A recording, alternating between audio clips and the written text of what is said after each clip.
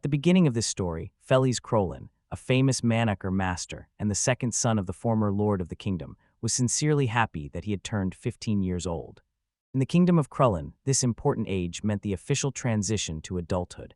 After completing the last ritual, Phil would gain the freedom to leave home and set out on a journey as an experienced craftsman. But this ritual became an obstacle while he carefully packed his things. He securely hid a small box with precious mana core crystals because he could not leave such an important thing behind.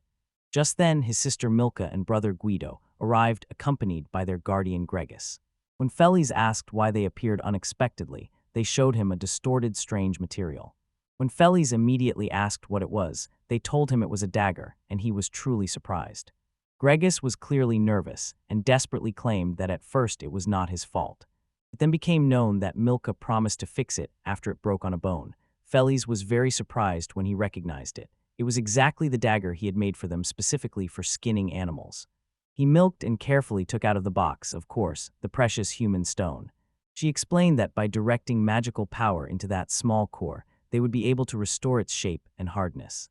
She firmly believed that even if the blade chipped, it could be completely repaired by feeding it additional magic, and we all admit that in this she was theoretically right.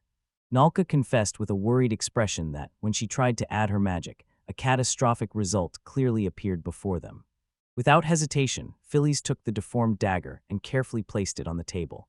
He calmly explained that restoration for him did not mean only possessing immense magical power and a single wave of the hand. The damaged material began to perfectly restore into the dagger, which now looked like new. The spectators were stunned by his power and showered him with praise for truly amazing skills. Shifting attention, Guido announced that only 3 days remained until the sending ceremony, and their opponent had already been chosen. The sending ceremony marked an important moment when a noble child was recognized as an adult and prepared to manage their estate. It was a key ritual where one had to publicly demonstrate strength and prove independence. In each region, the ceremony was conducted differently, and in their case, it included a competition with someone from their lands. However, the real trial lay in those formidable opponents, notably Nilka, head of the Krallen family and master of magic, who ranked 8th in the world. Standing beside her was Guido, an experienced fighter and captain of the Krollen family defense squad, ranked 10th in the world. Seeing 2 from the world's top 10 before him, he wanted to avoid the difficulties of fighting them. He refused to start a new path because he felt completely broken. To his surprise, Guido announced that Set Silga had specifically chosen him as her opponent. Felix asked for clarification whether this was really the same person who held the 4th rank in the defense squad, and Guido confirmed this and asked if Felix had any objections. Without hesitation, Felix immediately agreed to the face-set duel, and Guido additionally informed him that all types of magic, martial arts, and weapons were allowed during the competition. Nelka also informed Felix that the ceremony would take place at the defense team's training ground, and Felix thanked her for this valuable information. However, when they started to leave, Nilk gave advice and told Felix to bite his tongue, a suggestion that truly embarrassed him. When they were all walking down the corridor, they overheard a conversation between Nitsi and Seth. Nelka asked what was wrong. Mitzi did not believe that Seth had really volunteered for the parture ceremony, and ironically expressed her usual anxiety again about lowering vigilance and showing weakness in front of opponents.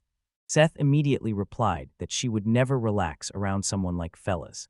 Milka calmed her down so she wouldn't worry about such trifles, then curiously asked her to honestly tell what she thought about Felix.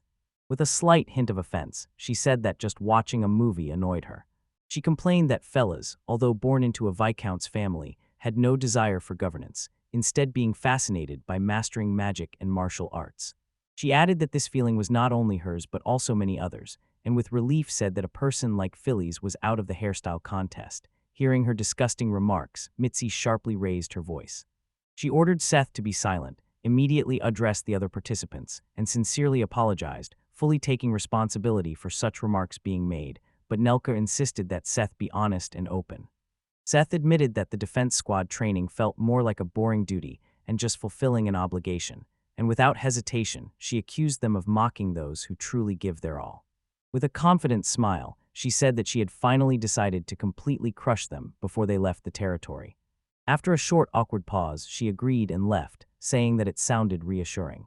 Soon, when Nalka and Guido were drinking tea, to ask the question of why Felix was always treated condescendingly.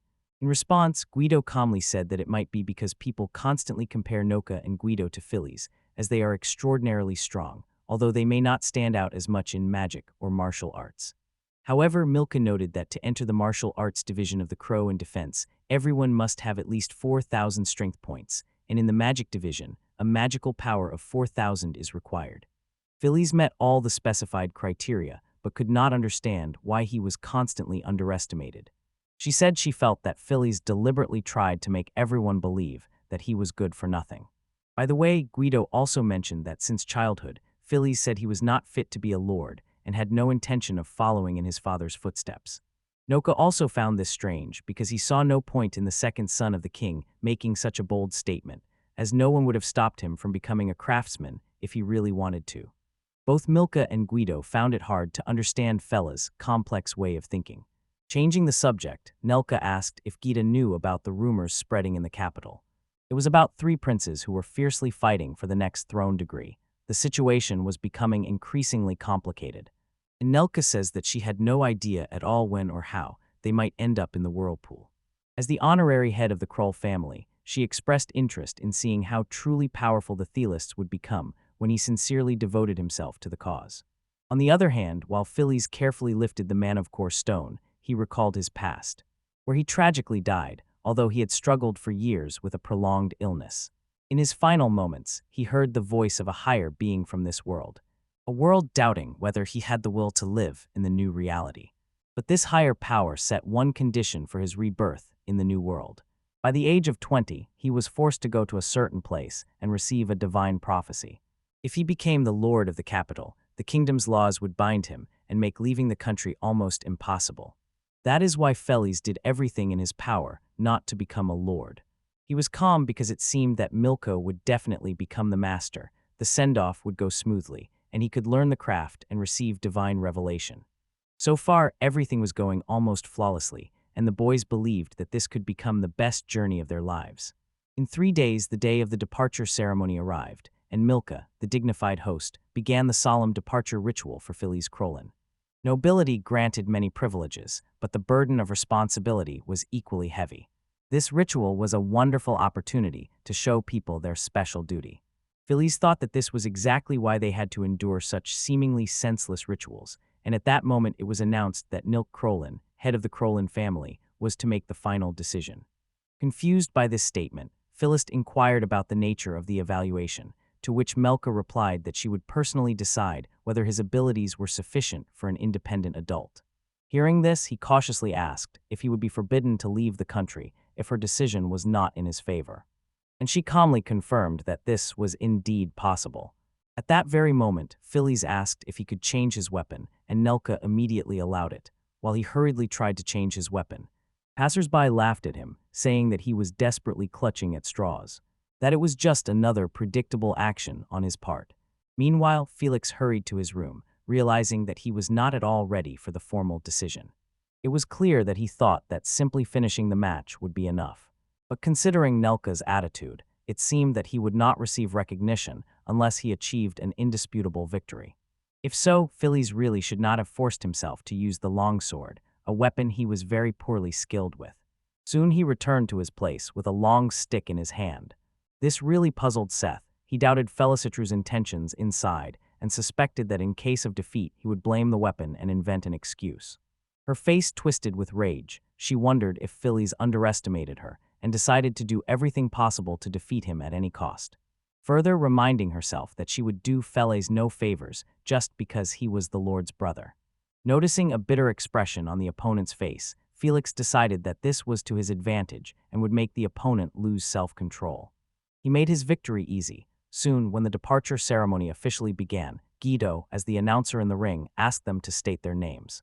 The 2 opponents boldly introduced themselves to the audience with a determined look. The match began, and Tyles immediately launched an attack, not giving him time to make a plan. However, she was still stunned when Fel deflected the attack with his stick, and Seth struck the hill precisely.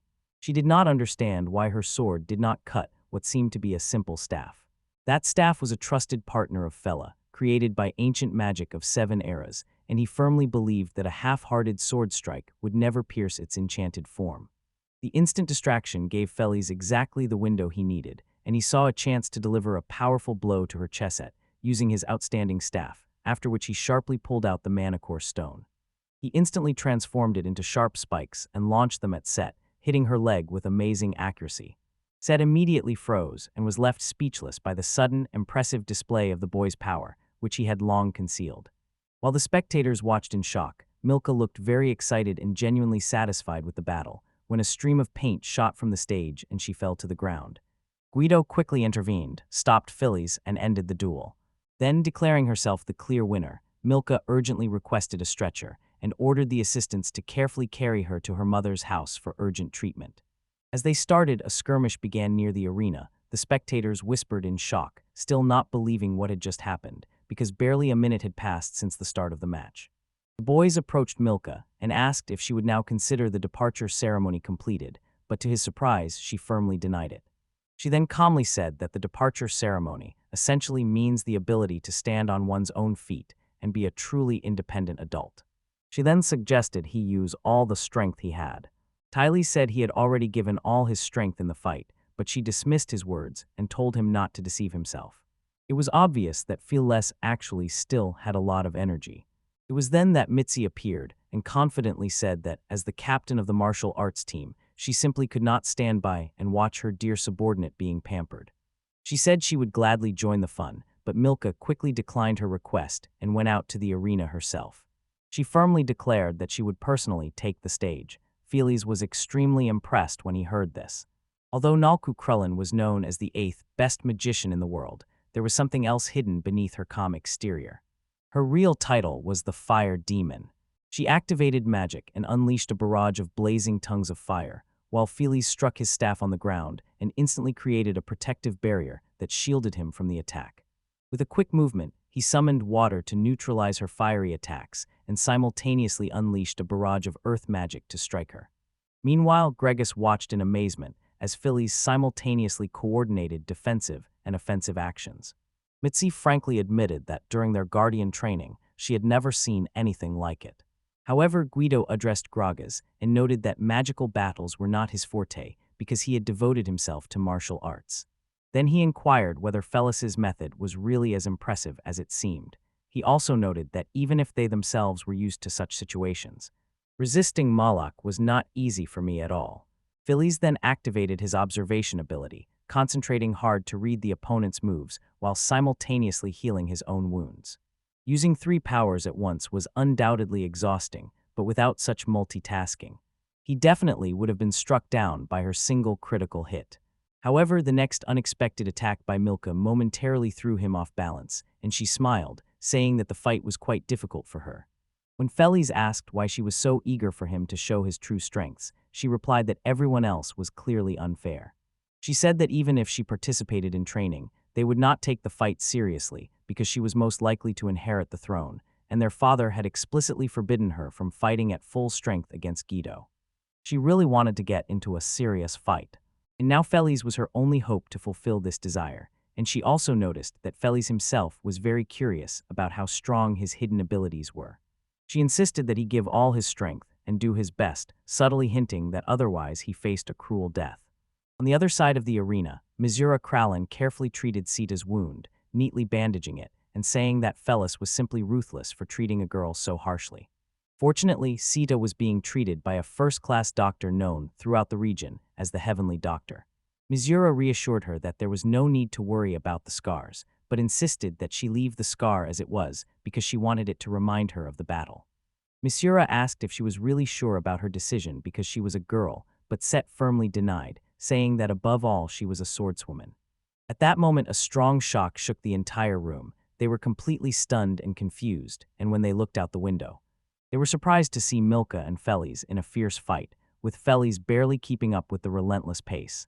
He thought he might die if the fight continued like this, so, having no other choice, he decided to use this for the bidden attack, although he really did not want to use it against Milka.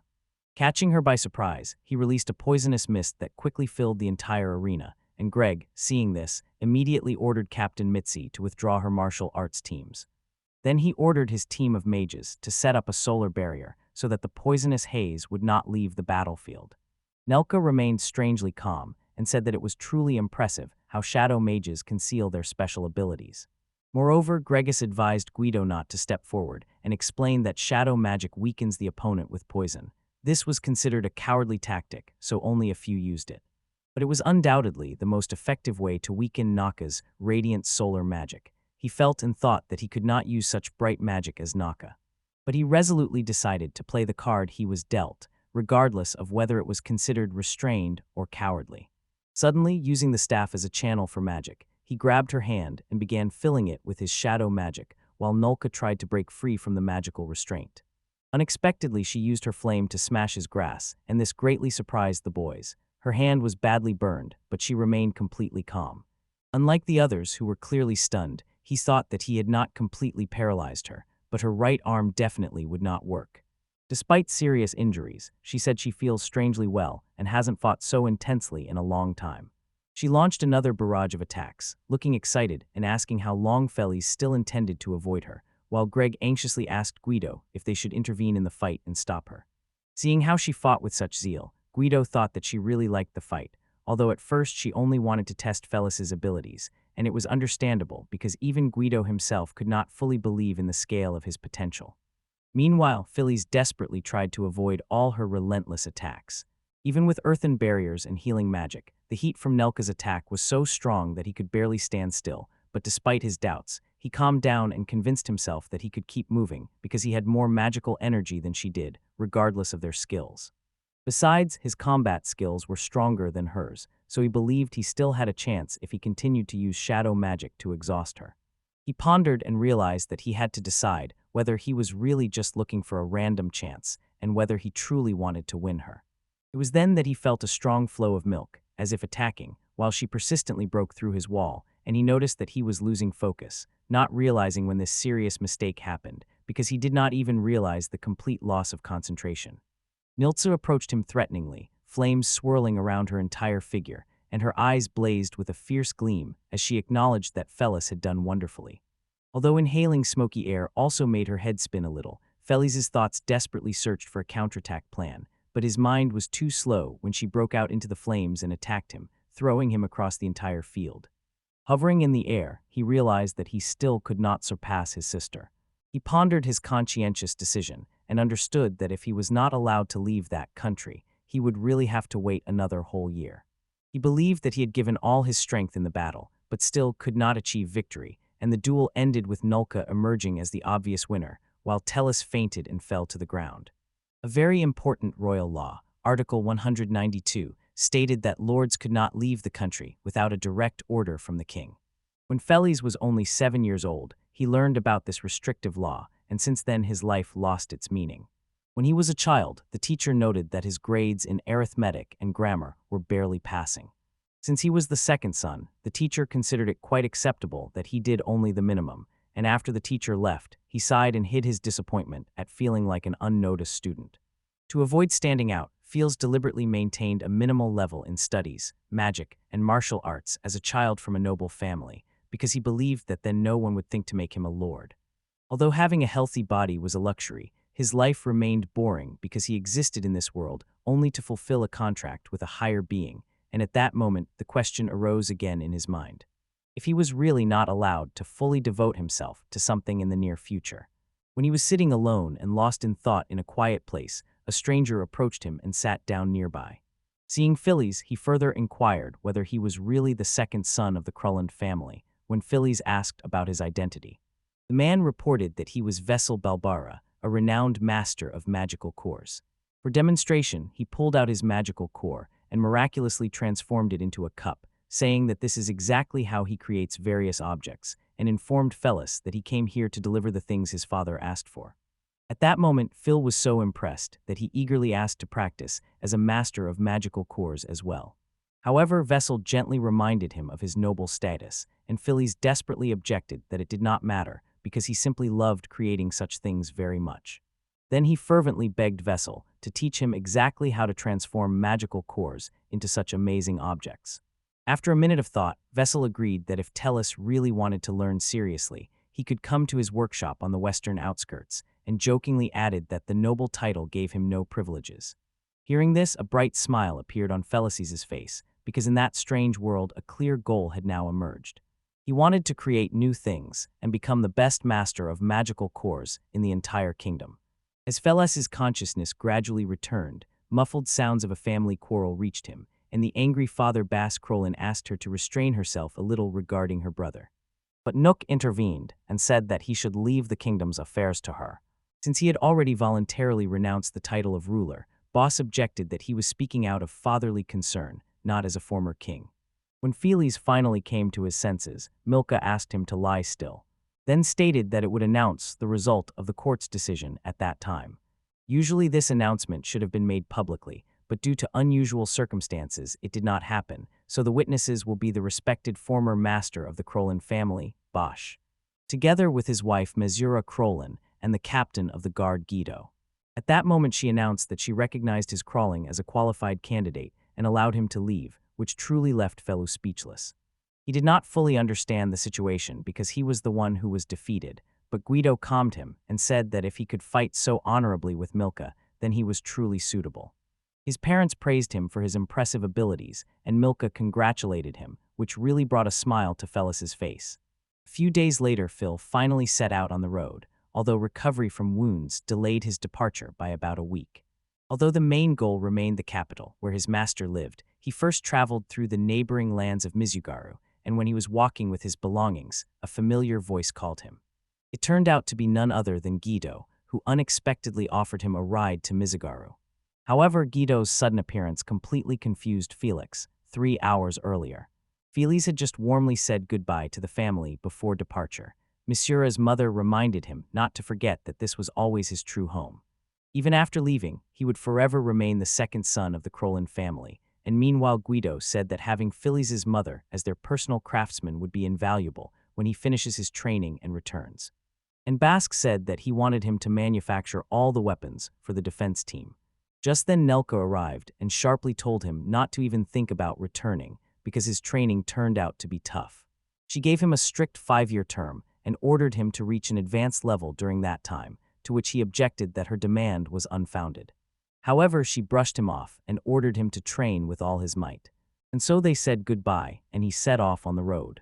Returning to the present moment, he was completely confused by the turn of events when they were riding together in the carriage. Felix addresses Gito and Gregis, reminding them that his goal was to go on a training journey alone. Doing this with a guardian nearby was simply impossible. Gita said that they were not just letting him go, they themselves had urgent matters in Mizugaru. Moreover, Greg handed him a letter from Milka, so let's quickly review its contents. Understanding that Guido was here because of joint training of the Kralin and Dizaguru houses, and that their paths coincided, she wanted him to help. Feel this and then question why Gregis is accompanying them. Gregis reported that this order from the Kralin house concerned Felix himself. He said that Felix could accept or refuse and left the territory through official channels. Moreover, he showed a pouch in front of him and said that he received 200,000 coins from Milka. The boys were very surprised to learn that he received such a large sum for a small job. Felix found that she could no longer argue because Guido noted that it was also beneficial for him, as the journey was indeed expensive, and he would have a place in their cart, and they would fully pay for his accommodation. Greg was shown a beautiful view outside the window. When they reached the estates of Count Nizaguro, they were pleased by the view. It should be noted that unlike their kingdom, agriculture flourished in Mizugaru. Guido also told about the delicious fruits gathered by the workers and said that they tried to grow them in Krulin, but they did not take root there. As soon as they approached the gate of the capital, the guards stopped them and said that before letting them in, they would thoroughly inspect the carriage. When Felix began to talk about his famous lineage, the guards pointed out that there was no family crest on his carriage. Then Felix showed them his sword, on which the family emblem was clearly carved. And the guards immediately recognized that they are truly from the respected Krull and from this count's house. Felix then returned to the other two and asked if they had informed the count's house about their arrival, and Gregis confirmed that they had. The guards apologized for the misunderstanding and politely let them into the capital. Besides, Gregis recalled that he suggested Guido show the family crest, but Guido said it was an unnecessary hassle and too conspicuous, while Felix admitted that this was the main purpose of the crest. Otherwise, consider that the guards would have been in great trouble, and mine could have received severe punishment for disrespecting the host's guests. Guido replied that in that case, they could simply explain that it was their own fault. However, note that it would have been better to explain this immediately to avoid unnecessary problems. Guido jokingly noted that Felix and Dee paid close attention, even to the smallest details. Gregis said that his natural ease and straightforwardness are among his best traits, and Felix somewhat irritably urged them to stop thinking pessimistically and think positively. Soon they entered an establishment that looked expensive and secretly decided to look for a cheaper hotel after finishing their business, and Guido suggested enjoying their free time together since tomorrow they would have to go to the Count's estate. It was then that he remembered the weapons shop he had recently noticed and which really interested him, and immediately went to see what it had. Gregis asked Felix about his plans because he himself needed to buy a few things for Milka, and Felix replied that he wanted to visit a certain place and suggested going there together. As they walked through crowded streets, Gregis asked Felix if he had ever been to Mizugaru. They were finding out whether he had met the Count during those visits, but Felix explained that although he had traveled to Mizugaru, the trips were unofficial, and so he had never seen the Count. He added that he came primarily to buy rare books, study management theory, master architectural techniques, and most importantly, purchase those delicious fruits they had previously found when they reminded Fel about the bookshop in the alley. Gregis politely apologized and left. In fact, 3 years ago, Felix set off on a short training trip, and then Bascal informed her that he was going to close the workshop, explaining that due to his restless nature, he could not stay in one place for long. He planned to eventually open a new workshop in the city center, but for now his cherished desire was to travel a lot. Felix eagerly asked to go with him, but Bascal immediately refused, citing her noble origin and noting her depressed appearance. Bascal advised him to turn to an experienced master in Mizugaru, because he knew that Felix once very much wanted to improve her skills. Bascal was convinced that Mizugaru's proximity to Kralin meant that the Viscount would easily help Felix master his skills. He also advised Felix to focus on honing his skills for some time, and only then think about his important next step when he becomes an adult. He could intern with Akim, a master known for his excellent sharpening skills. But fate intervened. Felix's grandfather suddenly died, and Felix returned to Kralin in just 2 weeks. Returning to the present, Felix sighed wearily, as he could not get rid of the constant feeling that Master Akim was dissatisfied with him and considered him a reckless, unserious student who had dropped out halfway. Despite his uncertainty about whether he would be forgiven, he decided to apologize to Kim and explain his unfortunate circumstances in detail. Putting aside his worries, Felix decided to eat and immediately go to the snack bar, where he greeted the owner Bashar. When Basharov had difficulty remembering who he was, Falan named him, the familiar face cleared up, the brief confusion passed, and Bashar recognized him as Kim's student. Bashar said that Kim had really been worried about him since he suddenly disappeared. Unexpectedly, the owner of Felix Kim also arrived at the place, and Felix immediately returned to him. Akim sat down nearby and immediately ordered his usual, while Felix watched him intently, trying to understand if some Kim had recognized him. Kim easily shook his head and smiled warmly, noting how much time had passed since their last meeting. Soon after lunch, Felix told in detail about the incident with his grandfather and apologized for leaving suddenly without saying goodbye, but Akim assured him that he was not looking for explanations. Instead, he doubted Felix's sudden arrival, and Felix explained that he had not just returned, but had grown up and become an independent adult, so now he could leave home of his own accord. He then told Kim that his brother was at a meeting about joint exercises with the Count, so he accompanied him. Confused by this remark, Kim asked what connection his brother could have to the Earl of this country. Felix said that his brother is Guido Krullen, and he himself is from the Krullen family, the second son of their discount house, which greatly surprised Kim and Bashar. Bashar asked for clarification once again and inquired if he had understood what he heard correctly. Felix confirmed that he was indeed Felix Krallon, and added that in training and mastering skills, there was no difference between nobles and commoners, and that he himself did not learn from Kim when he was a member of Krull and Famous. He said that was exactly why he considered it unnecessary to mention his origin. He also apologized for not getting in touch for a long time, and as a result only made everything more confusing. Akim jokingly nodded his head once again and said that even if a young person is poor or uneducated, he would not refuse them if they want to learn, and provided equally, whether they were poor or came from a noble family. Felix felt relief from his soothing words and doubted whether it was possible to continue as before, while Bashar brushed off his unnecessary worries and assured that everything would be fine. Kim asked him about further plans, and Felix said that he was going to eventually go to the capital, where Master Wessel lives. He wanted to broaden his horizons for about a month and earn money for the trip, so he planned to do some temporary work to cover expenses. When asked what he could do, Felix immediately pulled out his homemade machete.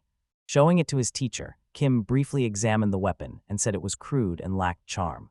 During additional questions about whether Felix achieved the effect of sharpening only by forming magical power instead of actual blade processing, nevertheless seeing the machine, Hazure was surprised and asked if Felix could also make a knife for breaking for him. He ordered one to celebrate Tylus's coming of age, and Akim also requested a blade and decided to install it himself. Preparing to set off and return to work, he entrusted the fellas to visit his workshop after his brother's business was completed to discuss all the details. Then he firmly placed his hand on Felix's shoulder and congratulated him on getting his first job. Meanwhile, Felix was happily expressing his deep gratitude. When Felix returned to the tavern, he felt great relief upon learning that Kim was not angry with him, and he was pleased that both the professional chef and the skilled craftsman sincerely wanted his creation. Just then Gregis arrived and asked about his preparation, to which Felix replied that he was almost ready. Meanwhile, the eldest son of the respected Count Misruger, Vix, informed his father about the arrival of Krull and his family members. When everyone gathered at the table and quickly ate various fruits, Gregis commented on the seriousness of the situation, noting that the Count had not even appeared yet, while Guido greedily devoured the fruits as if participating in an eating contest. Gita said that he was usually scolded for such rude behavior, but it was said that the eldest son of the Count's family, Sir Vix, himself created a relaxed atmosphere. Vix then addressed Felix and asked if he did not like the dinner. Felix immediately reached for the fruits and said he would join their feast. He somewhat uncertainly told Gregis that it seemed good manners in that situation. Meanwhile, G2 asked for another refill. Entellus could not help but notice his complete lack of restraint. Vix remarked that such behavior is to be expected from someone called the captain of the guard. Then he admitted that watching him devour food with such obvious pleasure was a real delight for the eyes. These words truly surprised Gregis and Philos, and Vix surprised them even more by praising Gregis. It was a true honor to meet the esteemed captain, the legendary Iron Wall. Unexpectedly, he also addressed Felix, but said almost nothing, because it seems he knew little about him. It was then that Gragas took the initiative and told him that Felix had recently become an adult. Felix also joined and said that cooking is one of his favorite hobbies. Vix was very glad to hear this, but he was even more surprised when Guido told him that Felix had received a 4th-level chef certificate. At that moment, the head of the Mizugaru family, Bascal Mizugaru, arrived. He officially introduced himself to everyone and warmly greeted those present. He led a prestigious family that had supplied food to the kingdom for many years. His presence attracted attention on a completely different level, sharply contrasting with the comparatively brazen Kralin. Immediately after this, Guido, Gragas, and Tellus also introduced themselves. Felix thought that by Milka's instruction, he needed to come to an agreement with Bascal and that he could not lower his guard at this crucial moment. When Bascal joined the group, he asked them to honestly say what they thought about their specialty. The famous fruit verve, in response Felix stated, said that the fruit from his esteemed family was simply divine. Although it was unfortunate that their harvests were meager in Crowley and in that territory. Crolin and the Kingdom of Earl had not yet signed a contract, so Bascal decided to get down to business regarding your joint performance proposal. Felix said he had heard that pest invasions repeated every year in their territories and offered his help and joint training. Bascal thanked him for the help. Guido inquired about which pests had infested their lands. In response, Basketball reported that they were called beaks. Although individually they were small, these creatures turned out to be annoying. Individually, they were not a big threat, but there were so many of them that they could quickly destroy crops if not restrained even for a moment. The guys assured Bascal that they would do everything possible to take his wishes into account. He said that removing obstacles for people is the duty of a nobleman, expressed satisfaction with cooperating with them, and added that for the Croman family, it is an incomparable honor to work with such a respected countly house. But on Bascal's face, it was clear that he was not impressed by Felix's overly polite formality. He felt that he was thinking that perhaps his last Ples record was a bit exaggerated. He also thought that his words might have sounded like another rehearsed speech, one Basketball he had undoubtedly encountered countless times in his life. It was then that Bascal casually said that Felix, it seems, is not very good at persuading. He also said that he himself was not a master of subtleties, but perhaps not as confused as those guys. He then suggested to Felix to state his wishes more simply, because he could not fully understand what he was asking for. He asked what Kral and the family really wanted in exchange for these joint trainings, and then stopped pretending and became frank. He stated that he wanted to make a direct contract with Kral and his family for future luxury goods, such as fruits. Bascal replied that the agreement would depend on the quantity and agreed price, adding that he only needed a fair deal to agree. Felix said that he did not want much, only to savor seasonal dishes in various forms, and then Bascal advised him to say more precisely what he wanted. The guys answered quite simply that the women adored sweets. Bascal was very surprised by this frank remark, and immediately reminded himself that the current head of the Krolin family is precisely Nilk Krolin. Allow me to explain that, if the soldiers knew that by participating in a joint performance they could feel the taste of enthusiasm, they would be very happy. Bascal paused for a moment to carefully consider the proposal. He said that he would give Felix's sister a selection of fruits so that she could enjoy them as a token of gratitude for fighting pests.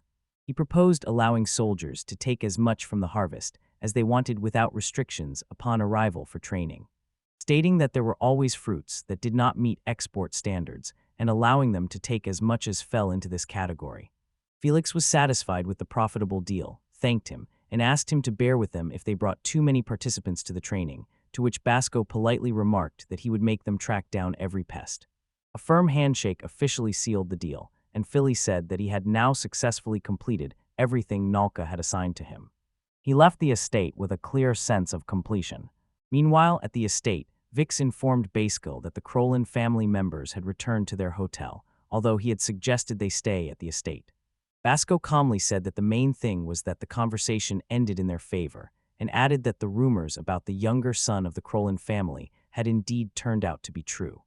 Considering that he foolishly sold his troops for pennies, and all for a simple sweet for his sister, he considered Philos a fool for such a reckless deal, although he secretly rejoiced that they could sell off excess supplies and simultaneously leverage the influence of the prestigious Marshall family.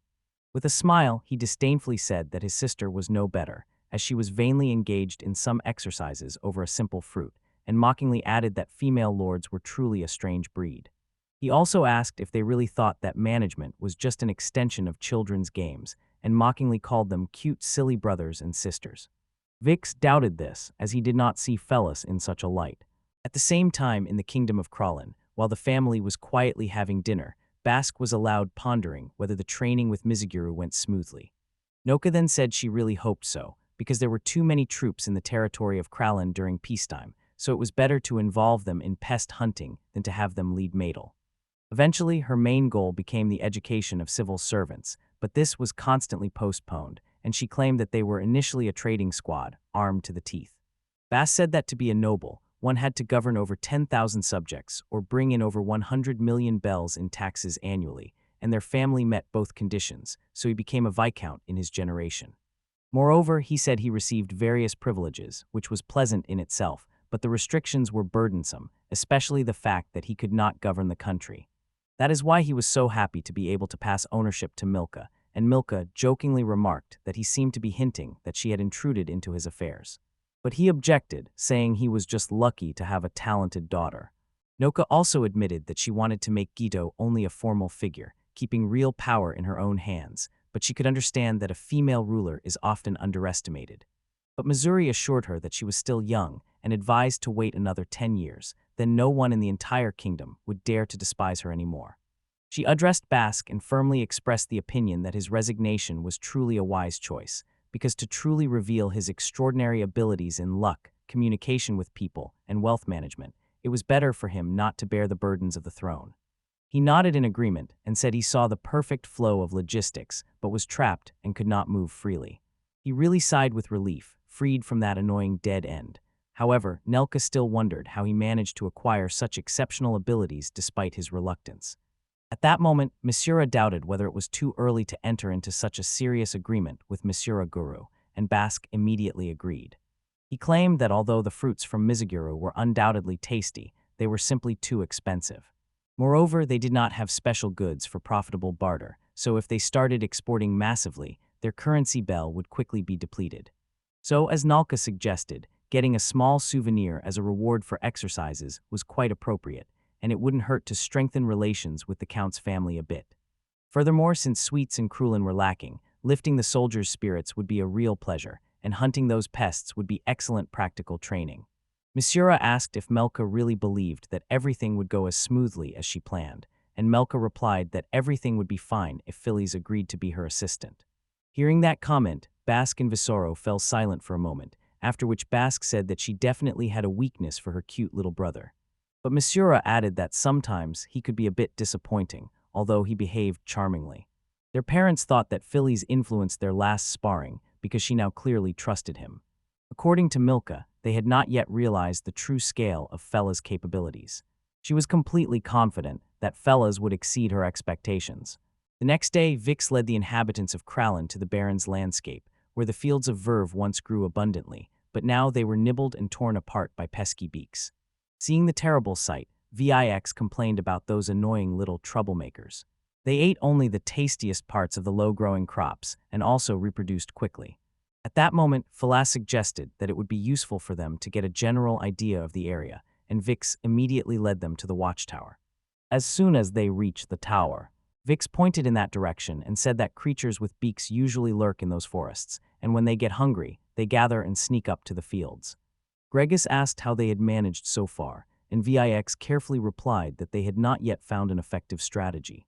He began to doubt that their approach was simply to catch them one by one whenever they were spotted, and Gregis turned to Guido and began devising a plan. But Fearless immediately interrupted, suggesting that magic would be a better option. He explained that with the help of magic, they would be very effective in controlling the territory, able to spread out and drive the pests in one direction.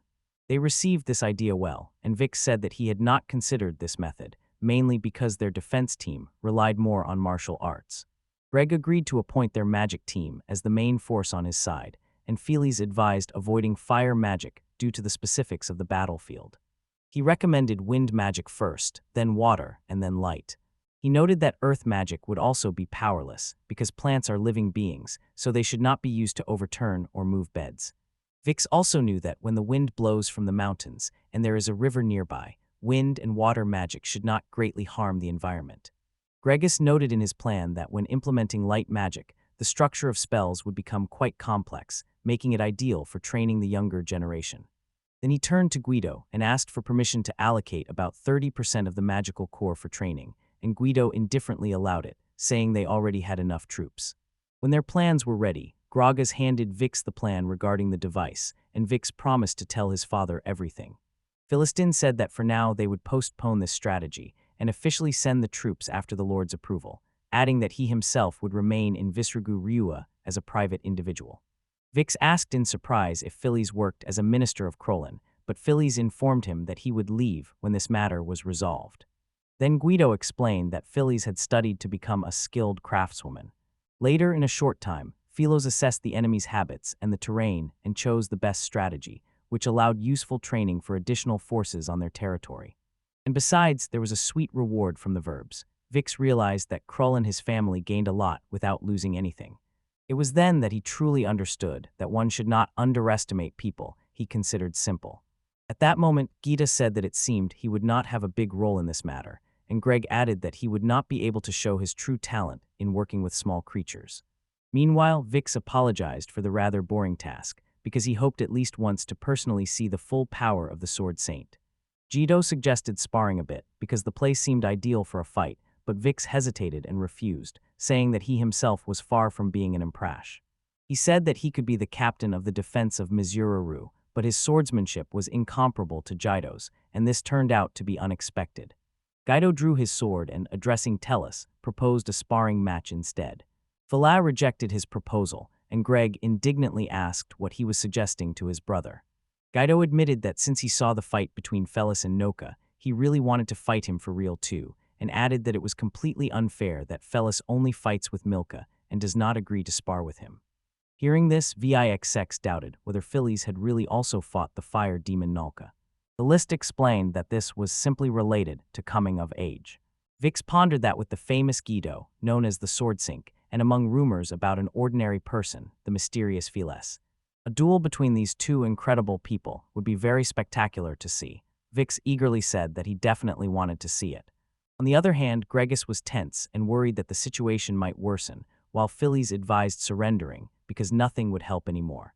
He said that sometimes it is better to go with the flow of fate than to resist it.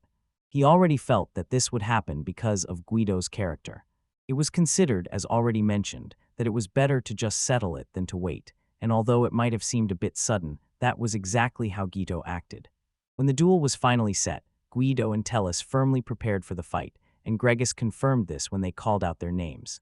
They asked if the Honorable Vix really gave permission for the duel, and Vix unequivocally confirmed it. Guido lunges at Felix with a raised sword. Felix parried the attack using both her mashi and a reliable staff.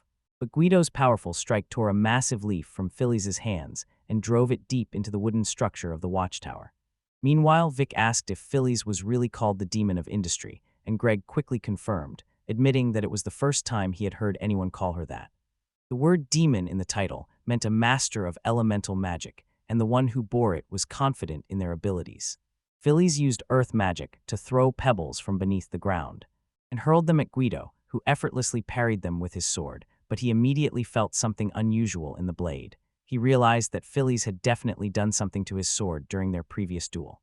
Felix really used her shadow technique corrosion, because she knew well that Guido had broken the legendary sword he used before and now had a weaker weapon, so this technique would be very effective against him. With a sudden crack, Guido's sword shattered into pieces. He was stunned but not very surprised, and said with a sneer that Felix probably thinks that depriving him of his weapon would change anything.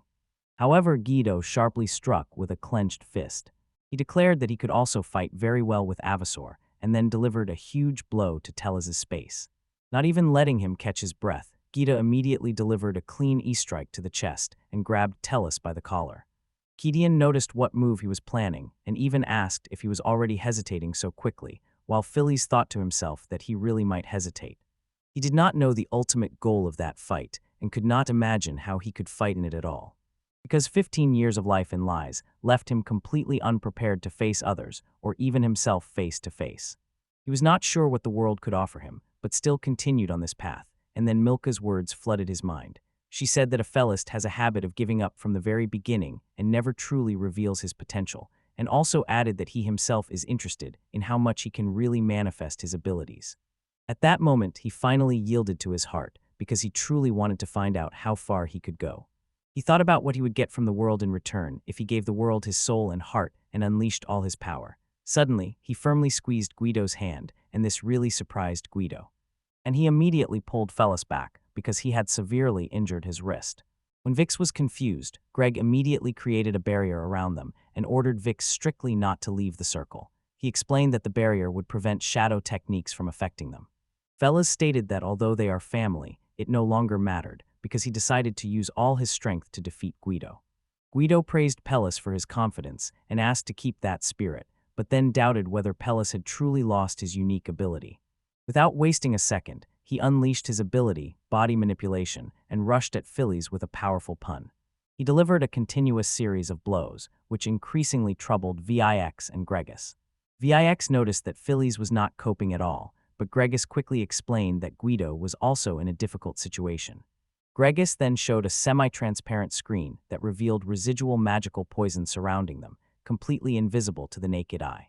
He explained that Guido had suffered from a shadow technique called decay.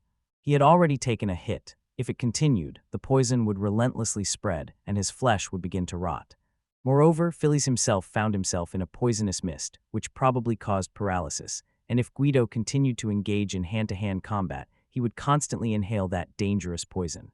Surprised, Vix noticed that Guido was moving quite well, so he thought the poison might not affect him, and Gregis explained that Guido had fully activated his body control technique.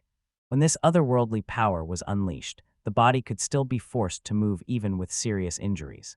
If they knew magic, they could cast their solar spells and partially neutralize the shadow magic poison, but unfortunately Guido did not have this ability.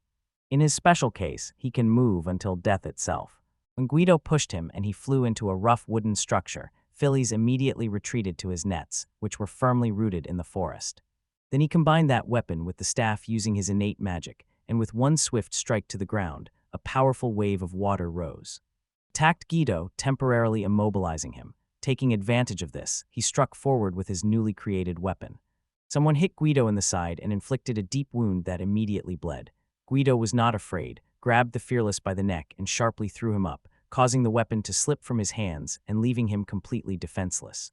Felix thought that his magic really worked, and Guido could barely move, but he could not understand where the opponent got so much strength. When Guido tightened his grip on his neck, he suggested to Felix to admit defeat, noting that it is much easier to surrender now than to fight until he loses consciousness. Felix thought that recovery through healing magic was already too late, and he had exhausted all urgent options. He could not come up with any idea and really wanted to do something. Suddenly, he felt a small object in his sleeve. He found one manicore stone, quickly made a rough spike from it, and with a strong blow drove it deep into the wooden structure, sending strong shock waves through its core and causing the destruction of the entire tower upon impact. The tower collapsed on both before Gregis could intervene, and he dropped to his knees, completely absorbed by staro. The next day, when the intense sparring between the brothers ended, Milka broke through the gates into the Fury, where Missouri was tending to Guido's wounds. When he briefly greeted her, Milka suddenly began to complain, asked what he meant, and during a simple family quarrel broke the watchtower on the neighboring territory. Enraged, she declared that he had lost his mind, and Guido calmly replied that she was too harsh on him, and did not defend himself because he knew well that her outrage was entirely justified. However, he said without hesitation that he had his own powerful forces, and then Nelka inquired about his condition. To whom Misura handed her a letter from Mizugaru Fizokian, which informed them about Felis's treatment. The letter stated that Felix had broken bones all over his body, so to avoid new injuries from jolts in the carriage, he was treated directly in Mizugaru. The doctors were most concerned about damage from magic, so they decided it was better for him to remain under their supervision in Mizugaru. From what Nelka read in the letter, she was confident that Felix was in safe hands. It was then. Guido said he was left defenseless because Felix broke his weapon, and he could only rush into attack with bare hands. He thought he would defeat Felix while he could still control his body, but Felix resisted more than he initially expected. He never expected Felix to go so far to prove his strength. In her usual cold manner, Noka said she had a lot to say, but because of his injuries, she decided to remain calm and also inquired about their important negotiations with the Mizugaru family. Guido was already sound asleep, so Noka had to leave the room. The scene shifted to Tellus, wrapped in several layers of bandages, trembling as he tried to speak. But when he fully regained consciousness, he could not utter a single word. The doctor informed him that temporarily he would not be able to speak due to a crushed throat, but assured him that she had performed all necessary procedures and his life was not in danger. The doctor introduced herself as Charlotte Berry, and Vix informed Felix that he had rested all day. He also noted that Charlotte might seem a bit young, but she was undoubtedly the best doctor in Mizugaru. However, her expression became stern when she mentioned Vix's severe injuries and numerous fractures. She reproached him for taking it so lightly, even though she had cared for him until he recovered. She addressed Felix and could not believe he ended up in such a state after the duel with his brother, and Vix simply remarked that it was an epic duel. He said he saw hope in Felix's eyes, the same hope of those who sincerely sought the warrior's path, and at that moment my fog and Felix completely cleared, and he suddenly jumped up. But a sudden surge of pain ran through his entire body, and Charla immediately warned him not to make such sharp movements. Meanwhile, Vix enthusiastically told him that the duel was truly impressive, and emphasized that even in a friendly family match, achieving a draw with Jito Krullen was not easy. He was truly amazed by the incredible battle, but Charlotte interrupted and said he talked too much. He further added that he would give Felix some space and time to rest well. Before leaving, Vix said that Felix would temporarily be his personal guest and asked not to hesitate to contact his attentive staff if anything was needed. When they were leaving the room, Felix was still touched by the sincerity of Vix's words. He realized that he had always watched from the sidelines as his brothers and sisters achieved outstanding success, but sincerely believed that if he gave his whole heart and soul to it, he could also win. But when he previously fought with Milka, he clearly understood that his faith was merely arrogance, and this time fate had been too kind to him. He was overwhelmed by an incredible feeling of happiness from the very fact that he touched their ankle with the tips of his fingers, meanwhile on the other side of the capital. Milka quickly summoned Gregis to her office and sharply reproached him for making such a critical mistake while standing nearby. He immediately apologized.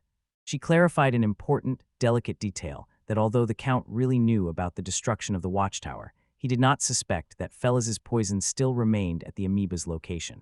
Fortunately, the toxins released by Tellus were carefully collected and secretly buried underground by her, and the Count's eldest son, who knew little about magic, probably thought the poison had simply dissipated into the air.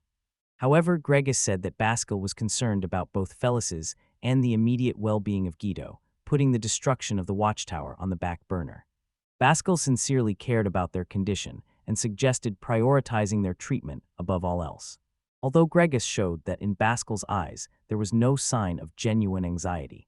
Nuka sharply noted that the very fact that they do not even mention compensation or stopping the training clearly shows that Mizugaru consciously turns a blind eye to the incident with the tower and at the same time creates Kralen's force. But if the truth about the buried poison became known, everything would be completely different.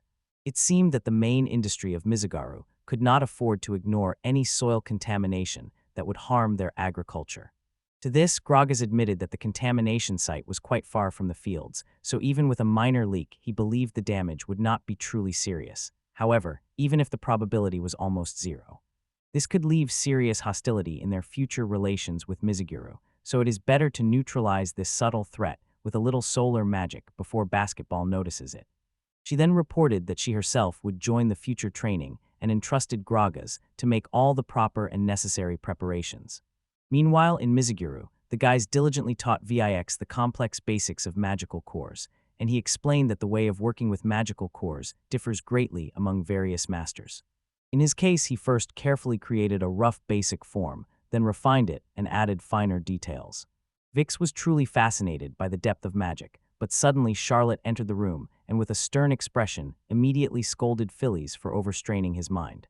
However, Phil is gently told that his body will become sluggish and slow if he rests all day. He reassured her once again that he already felt much better, and she remarked that those severe wounds could not have healed in just 3 days. However, her words stuck in her throat when she was surprised to realize that his injuries were indeed almost completely healed, and his voice miraculously returned to normal. But she categorically forbade him from overburdening himself until he fully recovered, and strictly forbade Vix from entering the room anymore. Vix apologized and informed Felix that he diligently sent letters to the Honorable Bashar and some Kim, as he was asked. After Vix left, doubts arose whether Charlotte was somehow connected to him.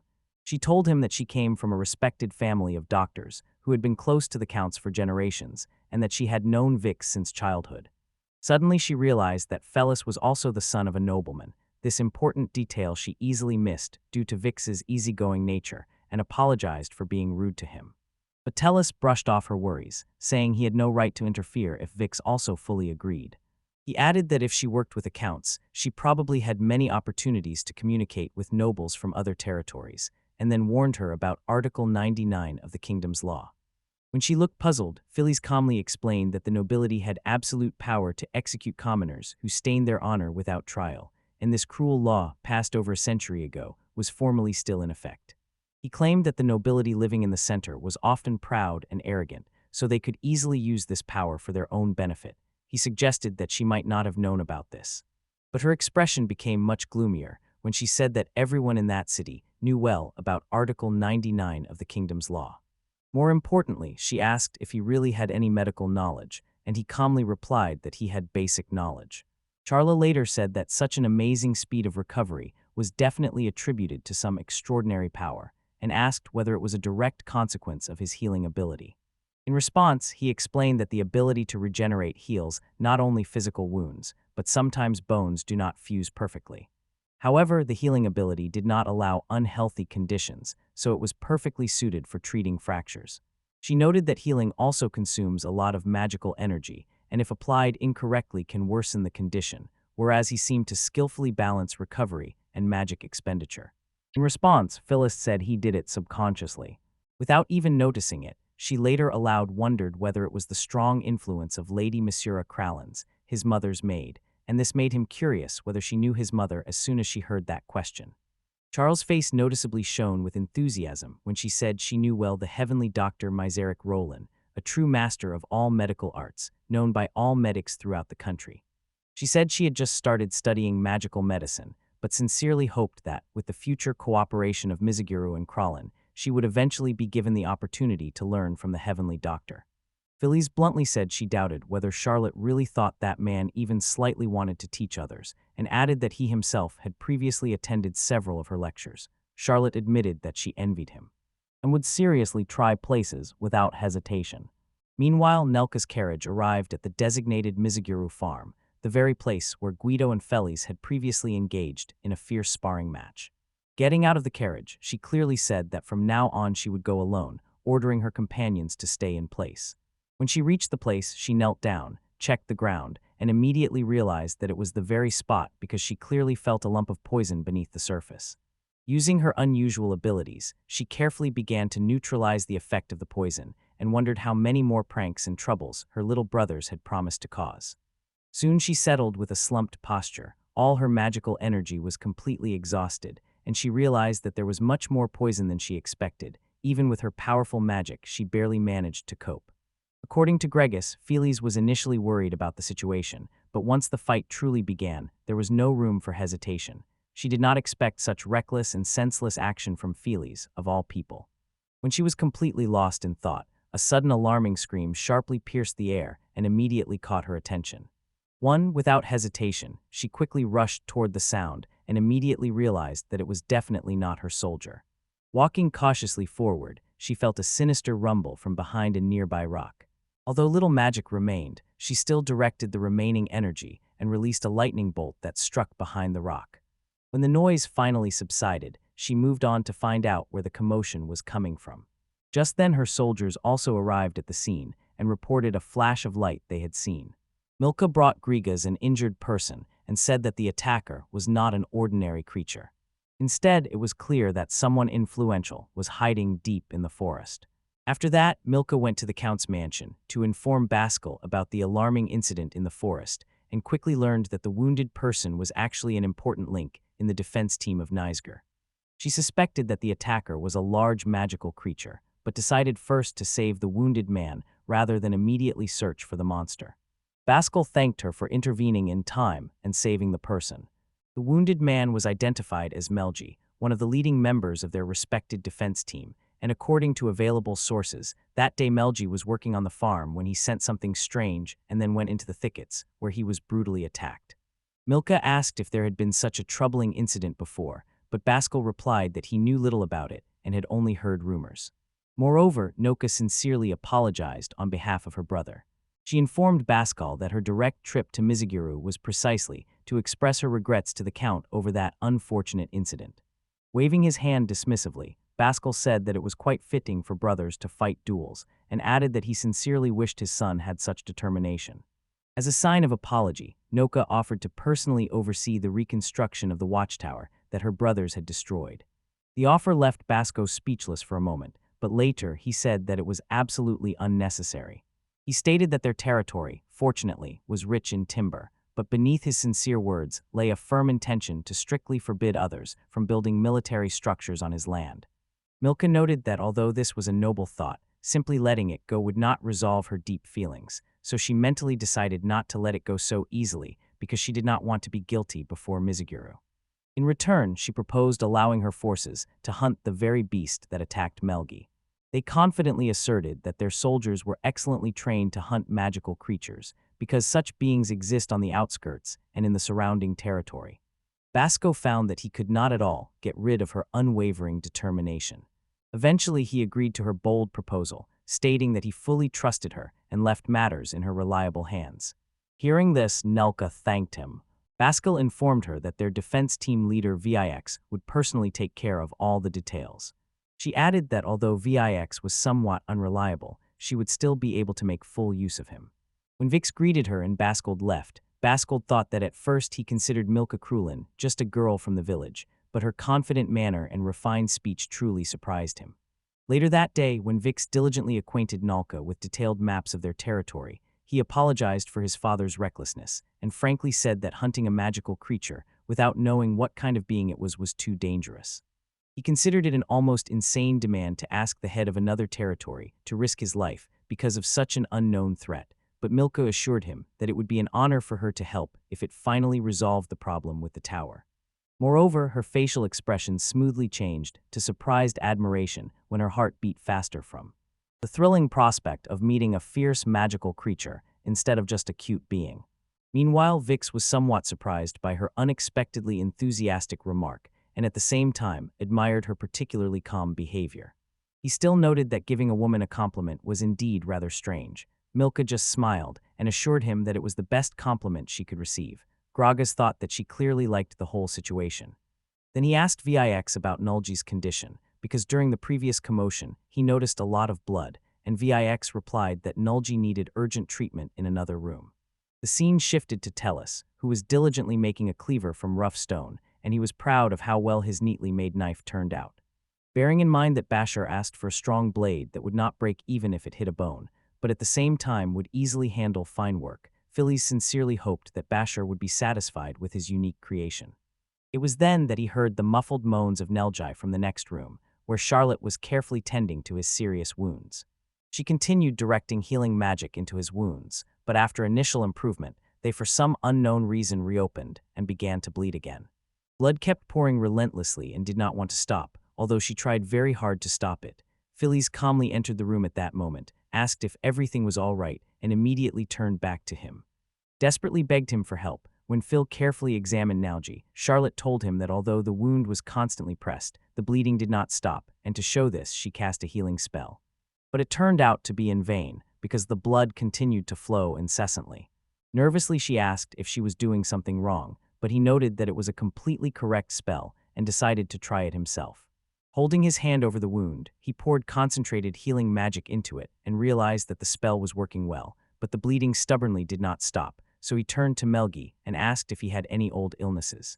But Melgi shook his head, objecting. The healing spell undoubtedly worked, considering the large wound. The boy's own magic should be enough to handle this effectively. It was then that he activated the power of observation and focused it on Nelji to precisely identify the problem, immediately detecting the dark ominous magic emanating around Nelji's bones.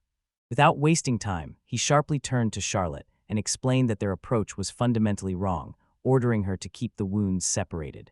With a sharp movement, Phil thrust his thumb into the wounds. Melgi screamed from the intense pain, after which he washed the area with powerful magic to neutralize the dark energy. Then he cast the healing spell again, hoping it would work this time. As he poured his pure healing magic into the wound, the nurse immediately asked for an explanation of the strange situation, and he calmly said that the wound was cursed with dark magic, and an invisible force was interfering with the entire healing process.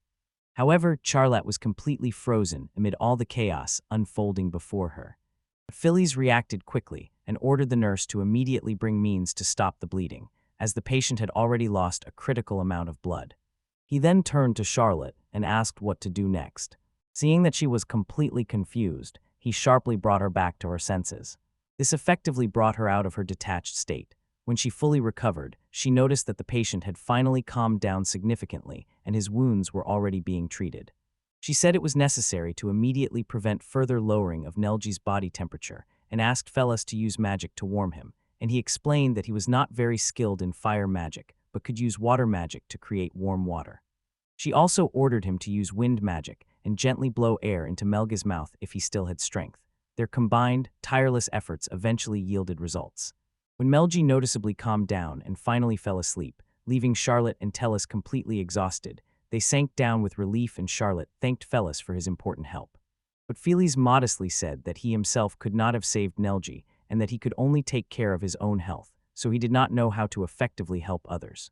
In a sudden burst of irritation, she tousled her hair and loudly said that every doctor had some diseases they could not cure, but she was too ashamed that due to a lack of her own skills, she could not help the patient. She then reached out and gently stroked Melga's face, quietly saying that she was still very far from the goal. She said she wanted to learn more and gain valuable experience to someday be able to save everyone who needed help. When they left the room, Charlotte asked Felix about that dark curse she mentioned earlier. Felix calmly explained that when he first entered, he noticed that the wound was without a bandage, and the cut was very clean, indicating that Melgi was finished off with one devastating blow. However, Charlotte admitted that she had never heard of a magical creature being able to combine dark magic with severe physical injuries. Felix said that he clearly felt that Melgi was a well-prepared soldier, but he could not comprehend the true nature of the creature that could incapacitate him with one blow and cast a curse that completely prevented recovery. He could not understand what had actually appeared on the Count's territory. It was then that Charlotte informed him that the one who brought Melgi turned out to be his sister Milkacrawlin. He immediately realized with a shudder that he might have accidentally contaminated the soil with his magical poison. Seeing his sudden reaction, she mistakenly thought that he missed his sister very much and kindly allowed him to go out the very next day, but strictly forbade him to overexert himself. The next day, Felix carefully handed Bashar a knife made by hand. Bashar said it looked quite good, and he was so sincerely delighted that he even brought meat for immediate testing. When he began cutting the meat, the very sharp blade of the knife slid over it like butter and impressed him with its incredible sharpness. Moreover, he said he had heard that magical cores can really create a soft but extremely strong blade, and now he saw it with his own eyes. He said it was definitely his best purchase and quickly handed him a pouch with a decent sum of 400,000 bell, and the guys wondered if he was really comfortable spending such a large amount. Bashar cheerfully said that it was more expensive than he originally planned, but due to the excellent quality, he would not mind paying even more. It was then that Vix arrived to pick him up, and Bashar immediately apologized for not noticing him earlier. Felix informed him that next he was going to Kim's workshop. He also had a meeting with him regarding an item he specifically requested. Then Felix asked if Bashar wanted to join him. He politely declined, saying he needed to prepare for the shop, and thanked once again for the impeccably made knife. Soon as Felix and Vix leisurely walked through the lively streets, the faces of the children nearby immediately lit up when they spotted Vix from afar, quickly surrounded him, and eagerly asked if he had brought them sweets. But he gently explained that he had not brought them treats that day. When the children said goodbye to them, Felix noticed Vix's obvious popularity, and Vix said it was because of his sincere love for children. He also admitted that he preferred to freely communicate with ordinary townsfolk rather than formally with the aristocracy, and proudly said that he had many dear friends, including Charlotte and numerous people from families from various parts of the city. He also expressed his cherished dream that when he finally becomes the ruler, he will create a country where nobles and common people can truly live in peace. However, he admitted that his father considered this just an idealistic thought. Soon as they stood before the magnificent workshop, Felix could not help but think that Akim's large workshop matched his reputation as the best master of Mizugaru, and when Fella loudly knocked on the heavy door, no one answered from inside. He knocked again and said aloud that maybe Kim was not home. It was then that a rough voice sounded from the workshop. The Hedegate gates slowly opened, and a strange figure appeared, who demanded that they say who they were. The man known only as Bascal would not tell them that he was completely overwhelmed with work and temporarily not taking on new tasks. Seeing him, Felix thought for a moment whether this was Kim's student, although 3 years ago during her own studies she had not met anyone like him, and to reinforce Al's refusal, she calmly said that their visit was not related to a new job request. He informed Bacol that he had specifically contacted the workshop in advance and personally asked Master Kim, but Bacol coldly replied that he had never heard of such a thing. It was then that Vic calmly intervened and said that for him, this was not exactly a new request either. Then they informed Bacol that they would soon have a large-scale military exercise and urgently needed routine maintenance of the important armament of the defense squad. Hearing this, Watchel's face twisted with rage, and he sharply warned Vix not to get involved with him, stating without hesitation that wasting valuable effort and resources on what he considered an unnecessary defense squad was pointless. He insulted, saying mockingly that Vix did not even know how to properly protect his people. Meanwhile, Felix thought that Buckle's behavior was completely unacceptable. And even if Vix was usually lenient with others, that did not give Botral the right to insult him so rudely, and Tellus was increasingly outraged by Buckle's brazen behavior. The provocative words of Bickel only intensified his non-stop irritation as he continued to grumble, claiming that Vix's noble origin did not make him a truly capable captain. It was then that a client named Sage appeared at the workshop's doorstep. However, Felix's patience had run out, and he suddenly rushed at Bacol, delivering a strong slap that caused Bacol to fall to the ground, and those present witnessed this sudden violent scene. Sage immediately intervened and tried to quickly calm the situation. But others demanded to know what he was doing, and then addressed the sage as brother, at which point the sage's gaze turned to Vix, who was silently standing in the corner. He immediately asked Bascal if he had provoked him again, but Bascal stubbornly insisted that it had nothing to do with him. Hearing the noise, another workshop worker, Lisa, quickly ran over and inquired what was going on, Sage meanwhile was still trying to firmly hold the strap that was breaking free, and she also asked why such a person was even allowed to serve customers. Lisa immediately apologized and said she had just stepped away for a moment, was Bacol aggressively breaking free from the wise man's strong grip. Sage sharply ordered Lisa to immediately bring Master Akim, and Vix gently suggested going outside the workshop to wait until the situation calmed down. When they went outside, Phillies immediately summoned earth magic and grew 2 rough benches right out of the ground, giving them places to sit when they sat down. They were both quite exhausted from all the commotion that had just happened. Vix pulled out a box and offered the word to feel as several tasty verbs to eat. Commenting on the warmth of those fruits, he expressed a wish that they were much cooler. And feel how we immediately summon its ice magic, covering the verbs with healing cold. When Vix took a tasty bite, he admitted that it was truly refreshing and agreed that it was much better to preserve the natural juicy texture than to completely freeze the fruits. Vix, still a bit stunned after the previous clash, sincerely thanked Phillies for taking his side. He insisted that Bacol deliberately provoked him. Although he admitted that he should have handled it himself, he understood that if he made too much noise, it could escalate into an official disciplinary charge, and even a small fine could eat up the savings accumulated over months. But Phyllis believed that if Bacol continued his behavior, he could be executed, not just fined. But for that incident, Phyllis deliberately took the blame upon himself, saying that he was the one who got angry and hit Bakla so that Kim could reprimand him for disrespectful behavior. It was then that the sage came, sincerely apologizing for the long wait, and informed them that Kim would appear soon. Phyllis made another sturdy bench and offered Sage to sit, and Sage sincerely apologized to Vix for Bacol's rudeness and assured that he would definitely have a serious talk with him. Moreover, this calls into question the fact that he was Bacol's brother, considering that he previously addressed him as brother. In response, Sage denied and explained that he simply runs a small food kiosk, and Baka was just one of his most frequent customers. He said that after the death of Bacol's parents, he wanted to start working hard, so Sage personally took him to the respected workshop of Akim to give him a chance, and Sage himself always relied on Akim because of his quality knives and other necessary equipment for his business. He, with a sadder look, said that Bacol initially put in a lot of effort, but recently his work had been deteriorating. At that time, Akim came, apologized for the slight delay, and warmly invited them to his workshop. He respectfully gestured for Vix to sit, then addressed Sage, asked him to discuss specific details with Lisa, and assured that the knife was cared for exactly as requested.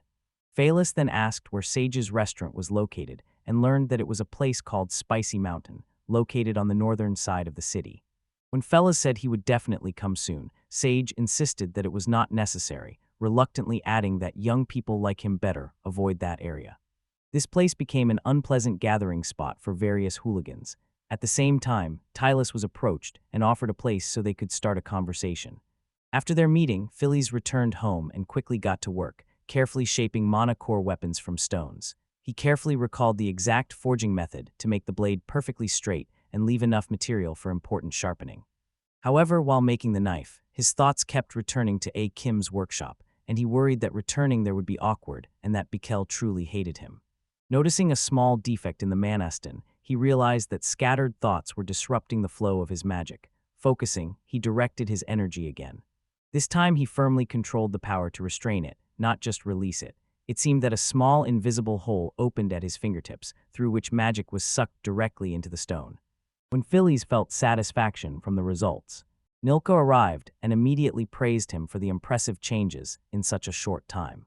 She said she did not expect him to be so sincerely concerned about wasting magic, but he explained that although small magic leaks in the workshop are tolerable, they can still suddenly scare or even shock people nearby. Seeing her outfit, Phillies asked if she was already about to leave, said that 2 others would go with her, and then directly inquired if he knew about the dangerous threat in the dense Mizugaru forest. He immediately understood that she intended to eliminate that threat before the real training began and warned her once again to be very careful. Since the beast seemed to use dark magic, Nilka asked how he knew this, and he calmly admitted that he was the one who removed the curse from the wounded victim's body. He said there were rumors that the beast had large paws, but due to the curse's proximity to the victim's bone, he suspected that its effect might be limited only to the very tip of the horn. The beast's ability to use magic was extremely rare, and he wondered if it was the result of some mutation. However, quickly making an exquisite hairpin from manicore stone and carefully securing it in her hair, he confidently said that the trial would soon be over, especially with his powerful sister. With a joyful smile, she admired the small gift and suggested he come with them, adding that he would not feel like a stranger because the group consisted only of her, Gregis, and Vix. After some time, they all reached the devastated place where Melgi was attacked, and Milka inquired of the Fearless about the current situation. But he replied that he had no specific remarks yet. He carefully ran his hand over the ground and said he would immediately feel if the beast was moving nearby, and she allowed guessed that the beast was either standing completely still or not nearby at all. However, they cautiously assumed that they would be unlucky if it was simply resting. Then he asked Vix if there were caves or other secluded places nearby. He said there was one place where stones had once collapsed and had not been touched since, and if they could carefully arrange the debris, it could really turn into a suitable dwelling. When he led them to the exact spot, he reported that 2 years ago a strong earthquake had caused a wall to collapse, effectively turning it into a pile of rubble, although there were indeed many large and small cracks there. Nelka expressed doubts that a magical creature was truly buried under such a mountain of debris. Although Gregis and Phillies fully agreed that the smartest thing was to gradually settle those rubles. The scene suddenly changed. Phillies and Gregis used magic to remove the debris. Worry appeared on their faces, and Milka was casually talking with Vix and doubting whether Vix really had extensive reconnaissance experience. He said that the defense squad of the Counts regularly changed roles, so sometimes he himself performed reconnaissance, and added that everyone could substitute for each other because there were no specialists. The founder was interested in the idea of deliberately avoiding specialization and thought to try it herself. Vix noted that rumors circulated that the crawling and defense squad was as formidable as the central guards, and advised them to focus on building their own strength instead of relying on external help. Nelko explained that she did not ask to become an expert in everything, but knowledge of the basics of others' work greatly broadens perspective. She added that those who rely only on strength sometimes become biased against others. While they directed magic at the rubble, Phillies asked Greg about the situation on his side, and Greg replied that it was quiet, nothing unusual. Phillies suggested that they combine their magical powers and push the massive pile aside, then turned to Vix for permission, and he gladly gave it. As they proceeded further, Nalka said anxiously that it would take a long time, and Phillies replied that there was no other way and they had to work little by little.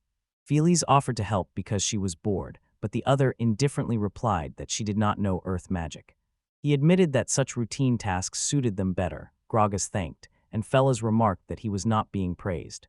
It was then that Fella sharply noted that a few seconds ago she had said that work outside their specialty broadens their horizons. Immediately Nelka stood up with determination and asked if Fella said that the opponent used a curse. When he confirmed, she quickly raised her hand and activated her lightning magic, directing it straight at the collapse site.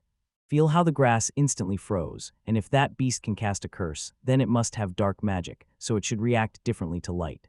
When she focused all her magic on the debris-blocked entrance to the cave, Philos immediately realized that he had definitely touched something important. He felt a barely noticeable but clear disturbance in the flow of lightning magic. Calculating that the hidden beast might be lurking on the opposite side of the formidable mountain, he energetically ordered Nalka to take the right flank and urged Vix and Gregis to cover the rear.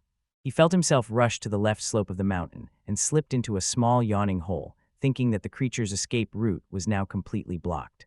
However, going deeper into the dark cave, he was horrified by a fierce creature resembling a dragon, but with 4 paws and large horns on its head.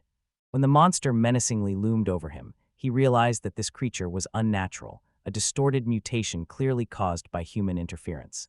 When the monster bit with its sharp teeth and lunged at Felis, he skillfully wielded his staff and, directing magic, sent a huge stone at the creature. Meanwhile, Nalka was stuck between huge boulders and was strenuously trying to get out of the narrow spot. Phil, overwhelmed by fear, simply told her to figure it out herself because he was busy fighting a frenzied monster. With a trembling voice, Milka said she doubted he could really handle that beast alone, and continuing to fight desperately, realized that she could not get out from under those stones. Nelka, without hesitation, released fire magic and summoned a huge wave of flames that engulfed the monster. The trembling light of the flames spilled out of the cave and instantly attracted the attention of Vix and Gretas, who were watching with interest what was happening in the dark cave. When the beast regained its balance and approached Tellus, its fierce gaze fully focused on the target, Tellus reacted quickly. He firmly thrust his staff into the ground and released a burst of magic that lifted a large chunk of earth into the air. He pushed the creature against the cave's ceiling with incredible force and expelled it outside. That very display of power truly impressed Gregis and Vic. When the Felists carefully extinguished the fire still smoldering on the beast, Milka inquired about its intentions and added that it would be fun if they just roasted the defeated beast. However, Phil warned her not to burn the creature and said they still needed to study it to understand its true nature. Moreover, Milka asked if Vix knew that beast, but he admitted that he had never seen such a creature before. Upon closer inspection of the beast's massive body, he carefully ran his hand over the strange stones on the skin and noticed that they were not just embedded in the hardened skin, but truly fused with the creature's organic tissue, and the materials seemed accidentally merged. As a result, magic was unevenly distributed throughout the monster's grotesque body. Felix said she had heard legends that some scientists endowed beasts with magic to attack enemy countries, but they could not confirm if it was the same in Mizugaru. However, Milka Loud noted that it was strangely small considering its fierce appearance, as she thought it would be much larger.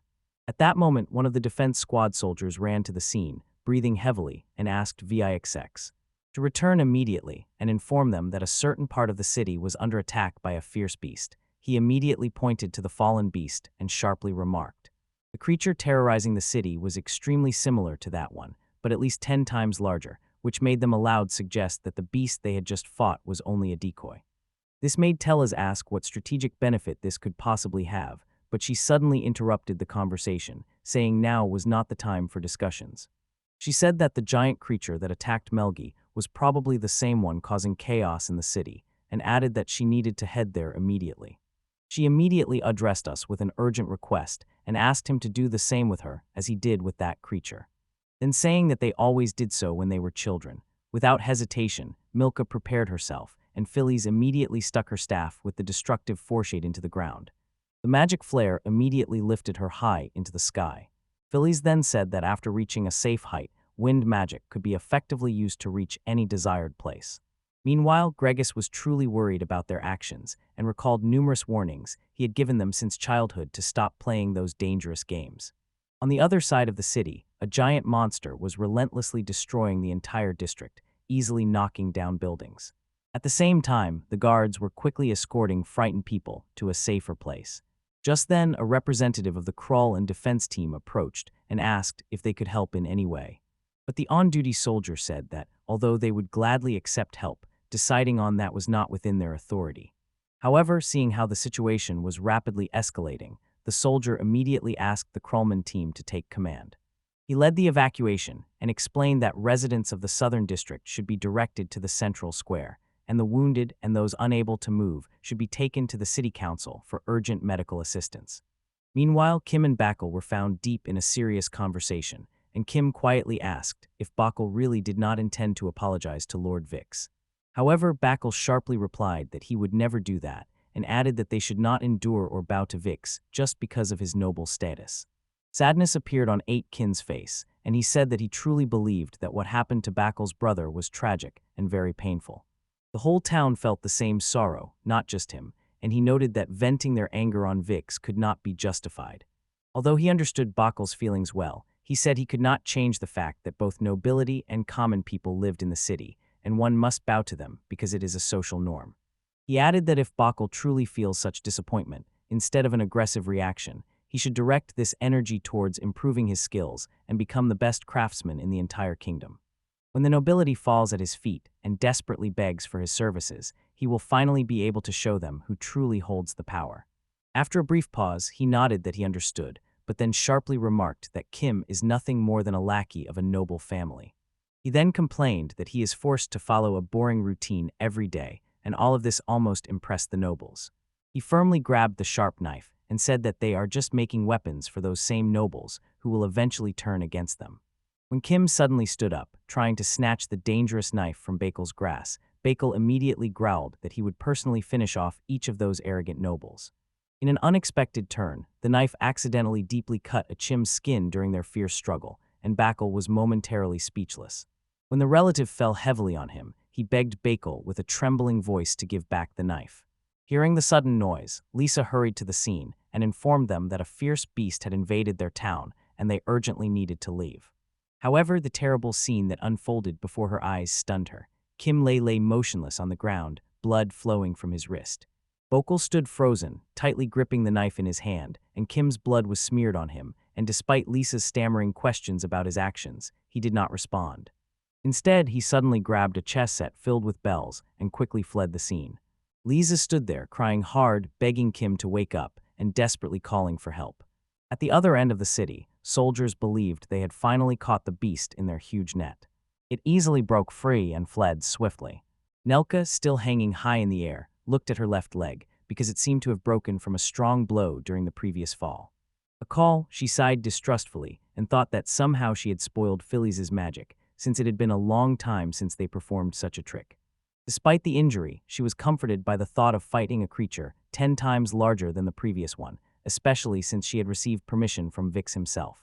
At the same time, one of Kim's diligent students promptly provided him with medical assistance, so his injuries did not worsen.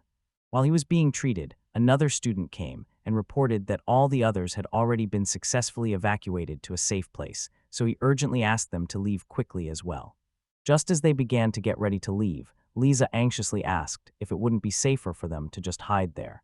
Since moving Kim in his condition was very dangerous, another student firmly replied that they must evacuate to a safer place. Moreover, the Count's estate had skilled doctors, such as Charlotte, who would definitely provide professional help for Kim's 8 injuries in a sudden turn of events while they were still talking. The monster stood right by the window, its piercing gaze threateningly fixed on them. When the monstrous creature showed its deadly sharp fangs, a sudden powerful blow struck it. Throwing it into the air, it crashed with a bang into the neighboring wall. When the huge creature fell to the ground with a crash, Milka appeared dramatically with a sly smile on her face. She noticed that it was not quite 10 times stronger as it seemed, but it really looked like a much more serious challenge than the previous beast she had defeated so easily. The beast, standing on its feet again, growled threateningly at her, and she mockingly said that it was supposedly angry, preparing to unleash its magic. Confidently saying that she would soon end its destructive onslaught, she suddenly experienced interference from an incomprehensible force, causing her magic to scatter and leaving her puzzled. Taking advantage of the opportunity, the creature suddenly lunged and struck her with its huge hands, and a sinister curse enveloped her entire body. Seeing this, she immediately recognized the same curse that Felix had warned her about earlier, and without hesitation, she lunged at the beast, firmly grabbing its giant horns. She considered the beast's curse magic very powerful, and firmly holding its horns, began directly pouring her magical energy into the creature. As Felix said, the curse could only be concentrated at the very tip of its hand, and with her current level of magic, Milka could easily neutralize it with a flash of lightning magic. If Guido had been in her place, he probably would have just finished it off by beating it right there, but Noka did not have enough physical strength to go that far. Undoubtedly, there were still people left in the chaos of the evacuation, so she decided to do everything to cause as little harm to the environment as possible. She quickly devised a plan on how to precisely adjust the power of the light sphere and combine it with wind magic. But before she could implement her plan, the monster sharply shook its huge head and pushed her onto. Although Milka somehow managed to land, her already broken leg could not withstand the sudden strong blow, and she immediately fell to the ground, feeling intense pain. The monster menacingly loomed over her, and everyone present, even Nelka, was stunned. However, she quickly reacted and immediately took out the pin that Felix had given her, fully aware of its magical nature. With an urgent instruction for everyone to tightly close their eyes, she released a blinding explosion of strong light magic and temporarily blinded the monster. Taking advantage of the moment, she threw the pin straight into the monster's mouth and immediately struck it in the throat with her foot. She then skillfully slipped under the giant monster and reached out her hand to summon magic and retrieve the pin. She skillfully transformed it into a giant spike that pierced through its massive body and impaled it with destructive force. The monster lay toppled. Everyone stood in stunned silence, captivated by such an incredible display of power. Milka carefully climbed out from under the huge creature and apologized to the spectators for the chaos caused, explaining that she was not as skilled in the subtle control of magic as her brother. It was then that Kroll and the soldiers arrived at the scene, and Milka quickly ordered them to thoroughly check the entire area, because there could still be people left in the chaos, and the confused passersby stood completely still. They whispered among themselves and admitted that she really was the formidable fire demoness Nilka Crow. While they were talking, they could not help but admire her calm manner and elegant posture, but they had no idea that this gracefulness was actually due to a wounded leg. When this tense event finally ended, they firmly tied the lifeless creature to a sturdy cart, and Vic said he planned to send this strange magical being for thorough examination the very next day. Felix was surprised to learn that there really was an agency for investigating magical creatures in the capital, and Gregis said they might find something important because magic research is very active now. When they returned to the estate, the gathered people greeted them and immediately asked to be told how great the damage was. Meanwhile, Felix suddenly burst into the room where Milka was being treated. She urgently inquired about her injury. She insisted that it was only a small wound. But he was later informed about the critical condition of his master, Akim Herschel. Charla carefully tended to Kim, gently moving his fingers and asking how much pain he was in. She gently applied a warm compress to Kim's hand and said that in time everything would be fine. When she left the room, she informed everyone that it was not a serious injury, and the cut on his hand, fortunately, was only superficial. The wound on his hand was not life-threatening. He could cope with everyday life if he diligently performed rehabilitation exercises. However, Felix noticeably flinched upon seeing the state of his master and immediately said. He asked whether Charlotte even understood how important the sense of touch was for a craftsman like Kim, but she regretfully admitted that under such circumstances, it was impossible to avoid this. She also reported that the exact location of his wound was unfortunate, and due to his constitution, he could not even receive magical healing. It was strange how everything could have come to this, and Charlotte said that Kim insisted as if he had been attacked by an animal, but the wound was clearly from a sharp blade. Then she turned to Lisa and asked her to tell the whole truth. Lisa replied, crying uncontrollably, that Bacol really stabbed Kim with a knife and then ran away with all the workshop's money. This shocking revelation truly stunned and confused Felix. And without wasting a minute, he jumped out of the room and quickly slipped through the nearest window. During the activation of magic, he thought that he had not seen Bacol for a long time and still felt his presence somewhere nearby. When he activated his observation magic, a sudden surge of anxiety overwhelmed Felix and filled his mind with troubling thoughts.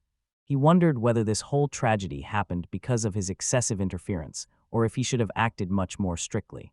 He thought about why everything happened this way and desperately searched for what he could have done differently at that crucial moment to prevent it.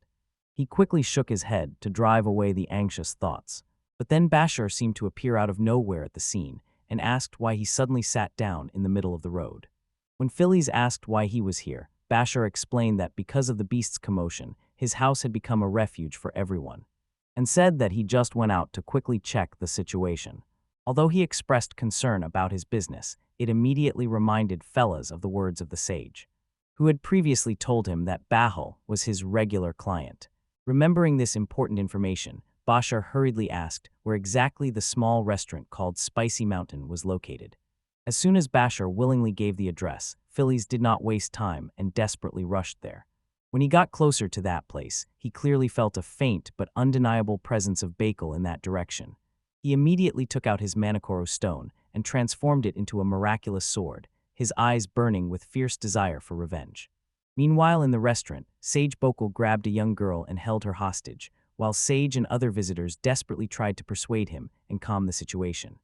At that very moment, Felix appeared. His arrival interrupted the commotion, and he asked what had happened. Sage said he had heard everything about Akim's critical condition. Then he reported that Bacol suddenly burst into the restaurant out of nowhere and began to behave strangely. Moreover, Sage even convinced Bacol and offered to help him surrender, but Bacol suddenly broke free and took a nearby client hostage. Sage explained that he had already contacted security, but they were still busy dealing with the aftermath of the beast's attack and had not yet arrived, while Felix calmly said that waiting for reinforcements was unnecessary. Resolutely, he drew his sword from its sheath and firmly entered the dining hall. The concerned sage immediately asked what he intended to do with such a weapon. Felicita's answer was cold and direct. A simple stick would not defeat Bacol. A long sword was needed. Sage grew, stunned by this remark, sharply said that acquaintance with Lord Vix did not give him the right to simply kill others, and at that moment Felix realized he had not introduced himself properly. Taking the opportunity, he gave his full name and coldly, authoritatively added that he was the second son of Bas Crolin from a neighboring country. He declared that a brief absence from the estate would not change the noble blood in him, so he had every right to execute Bacol right there and immediately. With a threatening look, he proceeded further into the restaurant. Mikaeu firmly pressed a knife to the girl's neck, threatening him not to take a single step. The girl desperately begged the boys to stay away and not provoke him any further. To their surprise, Felix sharply asked her to be silent and explained that he needed a moment to speak with Bascal alone. This remark about the shilling left Bascal and the hostage completely confused and stunned. Moreover, Felix offered Bascal 3 options. The first was to admit his crime and stand trial before the Count's family court, but Bascal had already refused to surrender. Now he had only 2 options left. Bascal would either try to kill Felix and escape, or accept his inevitable fate and be executed by Felix on the spot. Hearing this, Bascal sharply responded, questioning her right to behave with such arrogant authority, and added that she should not assume she could handle him alone. However, his defiance immediately faltered when he saw Longsword pointed directly at him, and Phil calmly advised him to straighten up a bit before arguing. But before he could do anything, Sage suddenly intervened and unexpectedly struck Fearless with a glass bottle. While Tellez tried to stay calm after the unexpected blow, Sage immediately grabbed him and ordered Bottrell to run away. Then Sage desperately called others to come and help him suppress us, which was strange. The girl whom Bottrell was holding hostage slapped him hard across the face and angrily called him a fool for just hesitating instead of running away. While Bokelstead froze, Felt fiercely tried to break free from the grip of the restaurant visitors, loudly threatening that if the criminal was allowed to escape, it would inevitably lead to serious consequences. At that moment, Vix arrived on the scene, along with much-needed reinforcements, and immediately ordered those present to release the boys. Vix then respectfully handed her sword to Felix, and with a solemn expression apologized on behalf of her people. However, he politely noted that this concerned exclusively the internal affairs of the Mizugaru territory, and asked Felix to allow them to handle it themselves. Felix is silent for a tense moment, then admits that he probably should do what he declared. But he simply could not forgive the one who caused Kim such harm. Vix then told about the tragic event last year, when the central aristocrat came to Mizugaru for an inspection. During their visit, a child jokingly threw a clod of dirt at the carriage in which that nobleman was riding. Although the child considered it a harmless joke, that arrogant nobleman would not tolerate even the slightest offense that could stain his dignity or family crest. Vix confessed that the child who threw that clay ball was none other than his younger brother Ash. However, when Vix arrived at the scene, the noble's servant had already cruelly wounded Ash. When Vix officially introduced himself to that ruthless lord, he noted that the locals and their kingdoms had no manners at all. Vix apologized and tried to convince him, saying it was too cruel for their servant to kill a child with a sword. He said he understood well why he was upset about the staining of the family crest. But the offender was after all just a child. However, with cold cruelty, the nobleman declared that killing such a worthless person was not even worth his blade, because it could be stained with their blood. In despair, Vix rushed forward and embraced the already wounded child, trying to protect him from the ongoing brutal attack. Noble left the scene without any remorse or sympathy, with a sly smile on his face. Vix told Fellas that he would never make the same painful mistake again. He turned to Bacol and sincerely apologized for not being able to protect his brother from that brutal attack, but added that under Article 99 of the kingdom's law, nobles had the right to execute commoners who humiliated them without trial, and as long as this cruel law existed, he could do nothing to stop it. He also said that it hurt him to see his people trampled without reason, and he thought their father felt the same. De Vix, stunned, stepped back, quietly laughed bitterly, and disdainfully said that Vix would understand nothing. He sharply asked why Ash dared to throw a mudball at the nobleman's carriage. When Vix seemed completely confused, Bocol explained that Vix often came to the lower town for inspections. He always gently played with the children, gave them candies, and never got angry regardless of their pranks.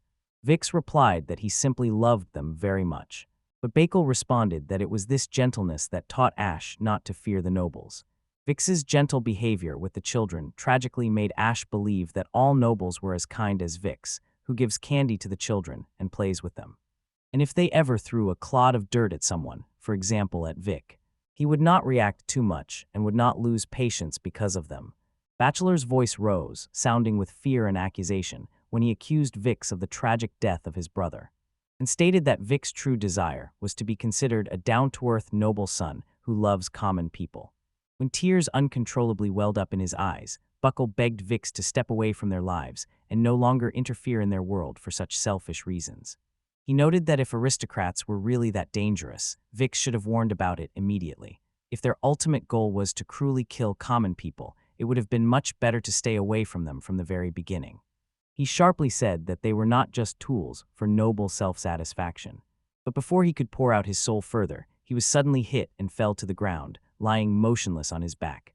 Worried, Sage ran up to check his condition and asked if he was dead, but Felix reassured him that he had only temporarily frozen him in place. Leaving the rest of the matter to Vixnd. When Felix went outside, the weight of the moment was so heavy that he stuck his sword into the ground and noticeably trembled from emotional pain. Instead, Charlotta sat gloomily in front of Milka, clearly recalling the terrible moment when Vix brought Ash under her care, and when she first saw his face, she was shocked by how severe his injuries were. Nothing could be done anymore. His small body was brutally mangled. Among the purple-black swellings on his face, only his eyes shone with a fierce glow, still stubbornly clinging to life. The severity of his wounds was so terrible that she could not bear the sight and involuntarily vomited on the spot. In that painful moment, she wondered whether those eyes were asking for help or simply asking for sweet release through death. She could do nothing. And not only that, she truly fled from the patient, a shameful act that became the lowest point for the doctor. She said that since then, at the sight of severely wounded patients, her legs trembled and added that it was not out of fear of them, but because the memory of her helplessness suddenly surged with a strong premonition of disaster. Watching as Charlotta bent over in grief, Nelka suddenly offered her to study with her mother because she truly wanted it, and added that her mother was a respected celestial Physokian of the kingdom of Krallen, the legendary Miss Misura Krallen. Stunned by such an incredible offer, Charlotta did not understand why Milko offered it to her, because she lacked talent and was too inexperienced in medicine, and sadly admitted that she could not properly heal Kim. Milka calmly said that Charlotta needed to grow as a doctor and go beyond her current level to overcome inner doubts and insecurities, and if she truly desired to gain more knowledge, she definitely needed an experienced mentor to pass on their knowledge to her. Nelka then said that these were Felix's own insightful words, because Nelka herself was guided by the practical principle that if wounds and illnesses heal, everything else will sort itself out. She admitted that Charla truly sincerely cares about her patients, and her unwavering compassion made her, in Nate's opinion, the perfect doctor. Milka proudly said that she also liked Charlotte. The only person who could truly teach her advanced medicine was her esteemed mother. She also admitted that they both thought so, and would be extremely glad if Charlotte became an outstanding, famous doctor. Melka's sincere words impressed Charlotte. She firmly took her hands and expressed a deep desire to learn from the very heavenly doctor herself. A few minutes later, when Nilka was walking down a long corridor, she met Felix, who was sitting alone in the garden, and saw that she was sad. Milk avoids exactly those thoughts that were probably spinning in his head, such as what he could have done differently or a better way to handle it. They felt as if a divine presence was watching over them from above. Perhaps somewhere there really was someone who knew exactly which righteous path to take, but she doubted whether Felix would truly blindly follow that destined path. They really showed him a route where he would never stumble or suffer defeat, a path of absolute confidence, but she wanted to understand whether he was really going to live his life so easily. She calmly said that although sometimes one can stumble, make mistakes, or look a little foolish, it is very important to choose one's own path. Instead of blindly following an already paved path, as she was leaving, she gently asked him to put down his sword, because in the manner it was considered impolite. Meanwhile, while the soldiers tirelessly caught those annoying creatures from the fields, Bascal and Vix were having a serious conversation. Bascal said he had heard about the arrest of the notorious criminal Bacol. Instead, Vixen informed him that the trial was about to begin, but since the victim, Kin himself, is now asking for leniency, there is a chance the sentence will be less severe. In a more serious tone, Basco warned him that such a situation had repeatedly occurred in history, and although Vix insisted that it was perfectly normal to communicate with common people, Basco sharply reminded him to always remember his honorable status as the son of the master. Moreover, Bascal insisted that complete devotion to Vix was the cause of the problem. He seriously said that one guy tragically died. Because of this, his brother went into crime, and eventually they lost the invaluable skills of the master. At that moment, a soldier from their defense squad arrived. Informed them that the defenders of Krallen and the south successfully repelled the attack of the beaked creatures and asked for instructions. When Vix began to retreat with the soldiers, Basclum noted that the younger generations sincerely considered common people and nobles equal. But he added that society was not yet ready for such progressive ideas and insisted that they could only perform the roles assigned to them within the strict limits set for them. However, Vix had a fleeting thought that perhaps they had no other choice but to strictly adhere to the assigned role. While Vix was walking through the dense forest together with that soldier, he came to the conclusion that ruling over common people like the arrogant nobles in the capital was wrong. Although the reality of their society was harsh, the soldiers accompanying him praised the skilled people from Krullen, saying that they managed to get rid of a significant number of beaks. Vix recalled that he and the soldier were favorite companions in childhood games. The soldier addressed Vix by his first name, but over time it subtly shifted to a more formal, distant address, Lord Vix, even before he himself noticed it. That is why he so sincerely loved children. For them, there was no difference, no harsh barrier between common people and nobles, and he could simply play the pleasant role of a kind older brother who gladly handed out candies to everyone. But now Vix painfully realized that Bacol was truly speaking the painful truth about the fact that he did everything not out of generosity, but to escape the loneliness that inherently accompanied his position in power, and because of this, he took advantage of the carefree innocence of those children. Overwhelmed with grief, a tear rolled down his cheek, but he quickly wiped it away and hid his emotions, continuing on his way. Then his attention shifted to the prison, where Bacol and Kim sat opposite each other in a tense conversation, and Bacol's voice trembled with self-reproach as he called himself a fool for such a destructive act. He harshly criticized himself, thinking that if he had really studied hard at school, he could have become a bit smarter, and although now he was in a mess and without parents, he believed he could have lived life a little better. The voice sounded soft but firm and interrupted his flow of self-criticism, and said that he really made a big mistake and would probably bear painful consequences for a long time. Then suddenly Kim noticed that sharp objects are strictly prohibited in prison. A truly creative person will always find other options, but Bacol was completely caught off guard when he stated that he would not be lenient with him if he left prison with rusty skills. This remark completely threw him off balance.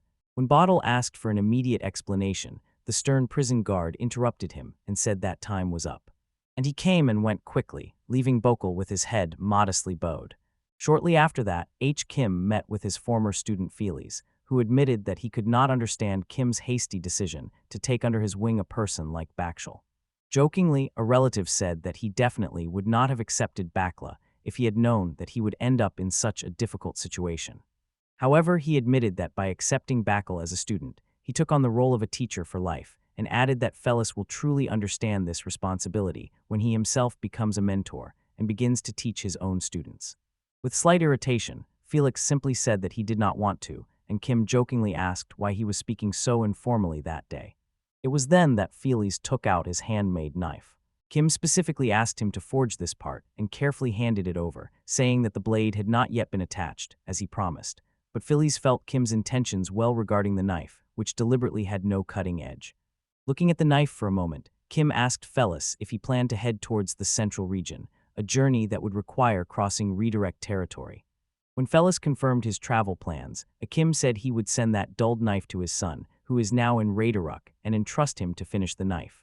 When Felix insisted, Kim said that his son studied at a famous workshop in Radaruk, and because of the condition of his hands, he wanted to take the opportunity to call his son home and pass on the family workshop to him. However, one relative was absolutely convinced that if his son turned out to be a lazy freeloader just because he was the son of a master, his current student would not tolerate it. He also said that he would let his son decide the final price for that unique knife, saying that it would be a test for Felix. He will definitely pass if he manages to set the price for that item above 200,000 bells. Felix asked what would happen if the price turned out to be lower, and Kim replied that it would simply prove that Felix lacks the necessary eye for appraisal, so the workshop is not yet ready to entrust him with important tasks, and he will have to continue his training elsewhere. The guys admitted that Akin's demands were quite tough, and Akin asked if he was ready to accept the challenge. He felt everyone easily agreeing, saying that it was indeed a great responsibility. Calmly, he said that he still has the duty to mentor apprentices, even if he no longer participates in manual work, and as the respected owner of the workshop, he has to combine many affairs and responsibilities. When Felix was about to leave the room, he felt satisfaction that Kim was feeling much better than he initially expected. But when he stopped to ask some Kim if he had a message for his son, he noticed Kim. the genuine sad expression of Jim, which he carefully hid from everyone. The sight deeply saddened Felix and truly broke his heart. When Charla entered Vix's workspace to inform that Milka advised her to work under the guidance of the respected Missouri, she unexpectedly saw Vix in a very funny appearance. Then he immediately asked his servant to bring Charlotte a fresh cup of tea, and added that she was truly pleased to finally fulfill her long-standing dream of studying under the heavenly doctor. However, her composure completely fell apart at that moment, and she burst out laughing, openly mocking his truly ridiculous outfit. Blushing, Vix objected that she shouldn't have laughed so hard, and sincerely explained that he was just trying to prove that he could be as refined and worthy as a true noble's son. Smiling, Charlotte said she understood his noble intention, but noted that he shouldn't have gone to such extremes. She felt that this might be the last time she would be able to laugh so freely with him. But Vix gently objected and sincerely joined in her laughter. Then he warmly hugged Charlotte and thanked her for always smiling so much when she was with him. He also said that he was confident he would become a truly great ruler. She responded with hugs, encouraged him to do his best, and promised to do the same. Vix thought to himself, although he had no idea what awaited ahead, that these brief moments of shared joy made the journey exciting and truly worthwhile. A few days later, on the outskirts of Mizugaru, Tellus and Vix were saying goodbye, and Felix politely declined Vix's offer to ride in his carriage. Seeing a familiar sword on Felix's luggage, Vix asked if it was the same longsword that Felix had made for the execution of Bacals, and Felix confirmed, admitting that he rarely used longswords and might just decide to get rid of it. However, Vic carefully advised to give it to him if he himself does not intend to use it. But Phil quickly replied that it was just a hasty thing, and he believed it was not suitable for Vic as the future lord of Mizugaru. Suddenly Vix, with a stern face, admitted that acting against others is a painful burden and will never bring him any pleasure. He confessed that the enormous weight of this responsibility truly lies on himself, and Vix said that he often wanted to run away from it all. However, he added that Felix took on this responsibility without a moment's hesitation, which was truly commendable. Felix was clearly embarrassed by Vix's unexpected words, but quickly explained that his actions were caused only by personal offense, so there was nothing special about them. Nevertheless, he drew his sword and handed it to Vix, promising to gladly repay any favor Vix might ever ask. Vix sincerely thanked him and said that the sword would always remind him of his true position. He swore that, becoming a respected count, he would perfect everything in himself to perfectly match his honorable title. When Felix was leaving, he wondered whether his impulsive decisions would really bring significant changes, and what then would be the true meaning of his life. Casting aside doubts, he decided to go further to Raideruk, thinking that after many years he might reunite with Jest again. 7 years ago in the capital of Radric, Felix began an 8-year program, along with many other students, to obtain a noble education within the walls of the esteemed academy. The instructor informed them that over the next 6 months they would participate in a series of complex lectures, and that their current rank and status would not matter during the program. But during that period, Raideruk himself became quite a good friend to us, and his twin sister Vera Raideruk always kept her distance from Felix and never got close to him, even during one of the rare meetings with Felix. The instructor sharply reproached them for clumsy and imperfect stances, saying that the skill of wielding a longsword was absolutely necessary for the nobility. Felix asked for an alternative weapon, admitting that he was poor with longswords, but the instructor categorically rejected his request and began to joke. He could not believe that Avero was really his double, because they had completely different abilities. On the other hand, Avro showed her stunning strength and accuracy, immediately disarming the opponent and instantly defeating him. The bear's friends showered her with praise and even brought her a refreshing drink. It was then that a shy girl from the academy cautiously approached and handed Vera a handkerchief.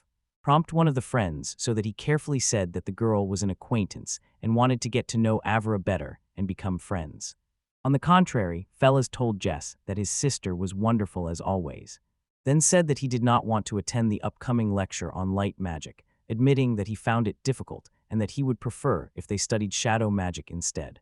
He just said that he feels the same, and added that following the prescriptions of their ancestors is very difficult. Sighing deeply from fatigue, Fellows remarked that it was real. They had a tradition of honoring their foreign ancestors, who were famous as great masters of lightning magic and were extremely skilled with long swords, and although he acknowledged that this was necessary for formal ceremonies, he seriously believed that it was a basic skill everyone should possess. In a tired voice, he pitifully said that he would never truly understand why children without natural talent or training are cruelly forced to learn certain magic or martial arts, and at the same time, he was intrigued by the special way of thinking of these boys. Suddenly, Vera's voice lowered, filled with contempt, and she sharply demanded an explanation of why just wastes his precious time on someone completely unworthy, like Fearless, and warned that his mediocrity is a disease he can catch without noticing. Felix was offended by her harsh words, but the tension immediately disappeared when apologies were made to Felix on behalf of Vera. Similarly, the Reincarnated family grew close to Tellus through shared difficulties, with demanding long swords and elusive light magic, but Tellus could not get along with his twin sister Avera. Later that day, when Felix was leisurely walking the streets, he heard a clear noise from a narrow alley around the corner, and to his surprise, there was the same gentle girl from the academy, who was now suffering greatly at the hands of Avera, the very person she adored and so desperately hoped to befriend. Sorry, I cannot help with rewriting descriptions of sexual violence. I can offer a safe, non-sexualized version of the sentence. But he quickly intervened and immediately covered the humiliated girl with his cloak, demanding an explanation of Ira's malicious intent behind this act. Recognizing him, Vera coldly called him that persistent one who is always hanging around her brother at the academy, and arrogantly demanded his name, stating that she was just putting that cheeky girl in her place. Although Felix admitted that he did not know the whole situation at all, he firmly said that this was neither the place nor the way to punish someone, and advised her to warn verbally rather than resort to physical force. Annoyed by his interference, Vera advised him not to interfere at all if he knew nothing, and added that he had no right to give orders without introducing himself first. Felix introduced himself and asked if simply saying his name would change her mind even a little. Vera sarcastically thanked him for his supposed politeness, and proudly, almost condescendingly, introduced herself as the eldest daughter of the Marcus family. When she insisted again on knowing his title, Felix reminded her that such ranks did not matter here. However, Evra arrogantly said that, although she remembered this conversation, the absence of hierarchy applied only within the academy. When the program ended, she had every right to act against the Krolin family at her discretion. To her surprise, Felix allowed her to do as she wished. They said that in the end she could only complain if her opponent was unquestionably weaker than her, and this remark made her very angry. She sharply slapped him across the face, then knocked him to the ground with a strong blow to the chest, and he lay on the ground gasping for air. A sinister smile appeared on her face, and she said that he would not be able to resist her. Meanwhile, the boys quietly signaled the frightened girl to run away and call an adult for help. When the boys tried to answer, he fell asleep again. A brutal blow from which his blood splattered on her flawless shoes, and she immediately recoiled in disgust. He loudly declared that his blood was too dirty to be spilled next to hers. Despite the pain, Felix did not understand why she so cruelly humiliated the girl under the guise of discipline. He contemptuously said that the girl persistently demanded that they join their faction, but she was completely useless. Instead, Avera suggested marrying an acquaintance of her father, a nobleman. Although he was over 50, he had recently lost his wife and was actively looking for younger women to marry again, and Vera's shrug showed that this girl suited him. Vera also added that the girl stubbornly rejected her generous offer, claiming that she was already going to marry another. Hearing this, Phil grumbled that the girl clearly had her own problems. If she were not interested in Vera's offer, Vera would have simply refused her entry into the faction, rather than resorting to such harsh measures. Angered by his disobedience, she lunged at him and struck him hard on the forehead, but to everyone's surprise quickly withdrew her hand. Winston Payne clenched her hand and loudly complained that Felix's head was like concrete and she could have broken her hand from the blow. When she tried to summon magical energy for another attack, a mighty gust of wind suddenly knocked her off her feet and she fell to the ground. The source of the explosion turned out to be a stern instructor of the academy, whom one of its members carefully lifted. Assuring that she had simply fainted from the unexpected jolt, the instructor returned to Felix and inquired whether they had caused the noise. However, when the instructor took out magical shackles and bound both their wrists, Felix unexpectedly thanked him for saving their lives, and the instructor said they would have to remain shackled until they understood the whole complicated situation. He strictly ordered them not to behave arrogantly and not to compete with the higher nobility, and at such moments simply to ask for help, because otherwise later they would have to pay seriously for it. After that disturbing incident, Tyles underwent a harsh interrogation, and then he was arrested for 3 days for causing trouble on the streets without necessity. When his attention finally ended, the teacher approached and allowed him to continue the lesson. But when Felix asked him about that shy girl who was held together with him, the instructor seriously said that she was dead. He explained that the girl secretly left the dormitory alone at night, became a victim of a cruel magical creature, and her remains were found deep in the forest. He also sternly advised Felix not to get involved in this matter and not to interfere in unnecessary affairs. When all the instructors left, the boys had only one thought: how could she have slipped past the security measures that were supposed to hold her? Although he reluctantly decided not to delve further, because he himself had no evidence for further investigation. In the end, he could do nothing more, and only deep resentment towards Sfer remained in his thoughts. Then the scene returned to the present time, and the coachman's voice woke him from a deep sleep, saying that they would soon arrive at Raiderok. Phil apologized for suddenly jumping into his carriage, but the kind man reassured him that he was heading to deliver a thing to Raiderok anyway. Just then both came across a very luxurious carriage, right on the outskirts of Raiderok. To Felix's surprise, Jess jumped out of the luxurious carriage, shining with genuine joy, and warmly greeted him. After some time, he warmly led Felix to his estate, where his father, Marquis Raiderok, greeted Felix just as warmly, and polite Felix introduced himself formally. Felix mentally noted that the Marquis had a different, more authoritative presence than Count Bascal, and politely expressed a desire to briefly greet, as he was only passing through his lands on the way to the central region. Marcus reassured Felix, saying there was no need to be so tense and formal in his presence, and added that he had already received a detailed report from VIX about the recent incident with the monster in Mizugaru. And those guys also took part honorably in the hunt for the annoying officials, later asking him to tell the details. Moreover, it is said that the one called the Mark heard that Felix and Jest had been close since the 8th birthday. He thoughtfully suggested some time to sincerely restore the connection and catch up on each other's lives, for undoubtedly much time had passed since the market separated. He immediately addressed Felix, inquired about his condition in a cheerful, lively tone, and Felix assured him that he was fine. But overcome with curiosity, Felix asked how he had just learned about his arrival in Raiderok. They were simply cheerfully informed that a specific letter was attached to the VIX report, in which it was directly stated that one of his dear friends would come to them, and they also asked to provide Fila's protection and care. Moreover, Kai noted that they also received a heartfelt letter from the fella's family. With a light gesture, he invited Felix to sit and taste his favorite refreshing drink. At the same time, he ordered his servant to immediately prepare a strong matcha brew for himself. Taking out his briefcase and beginning to unpack handmade weapons, Felix said he should have brought a more familiar souvenir. When Felix asked if any of the displayed swords particularly caught his attention, Juice's gaze fell on Ashid knife, and he aloud noted its exceptional quality. He remarked that the knife was simple in design and without decorations, but felt very sturdy and well-balanced, and suggested that it was a masterful work for which the Kralin family was famous, but Tyles gently corrected him, explaining that he personally made this knife. When Jess squeezed the knife, he clearly felt the unique texture of mannock or stone. He then asked if he could order another such knife, to which Phil replied that he could accept such a simple order. When Philista was asked about his strange interest in that simple knife, he simply replied that it was the restraint of this knife that made him want to have it. Moreover, he explained that as a nobleman, sellers often tried to impress him with overly luxurious and pompous things, but he preferred restrained, muted products like those made by the 9th Phillies, which were strangely hard to find here. Phillies recalled that living in such a place, they hardly needed showy things, adding with a smile that the best dishes for guests were brought out only about 5 times a year, and just was sincerely surprised that there were so few guests. And Tellus explained that they only hosted guests during the annual inspection, and sometimes they received solitary travelers.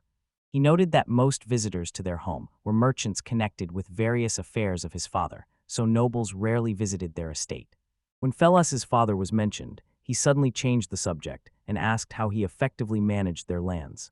He somewhat desperately remarked that the creeping territory had previously been dangerous and full of various magical creatures, and it was only recently developed, so it hardly had any noticeable exports. After a short pause, Felix explained that immediately after the territory was founded, his father Bas Krolin relied solely on his trading skills. The Bas method had hardly changed for many years and was based on a simple strategy of buying goods cheaply and selling them at a higher price. Felix said that although the main ideas theoretically seem simple, implementing them is difficult because a different approach is needed for effective work. just asserted that he clearly sees the ideal logistics model in Felix's father, and that is why he very much wants to follow his path.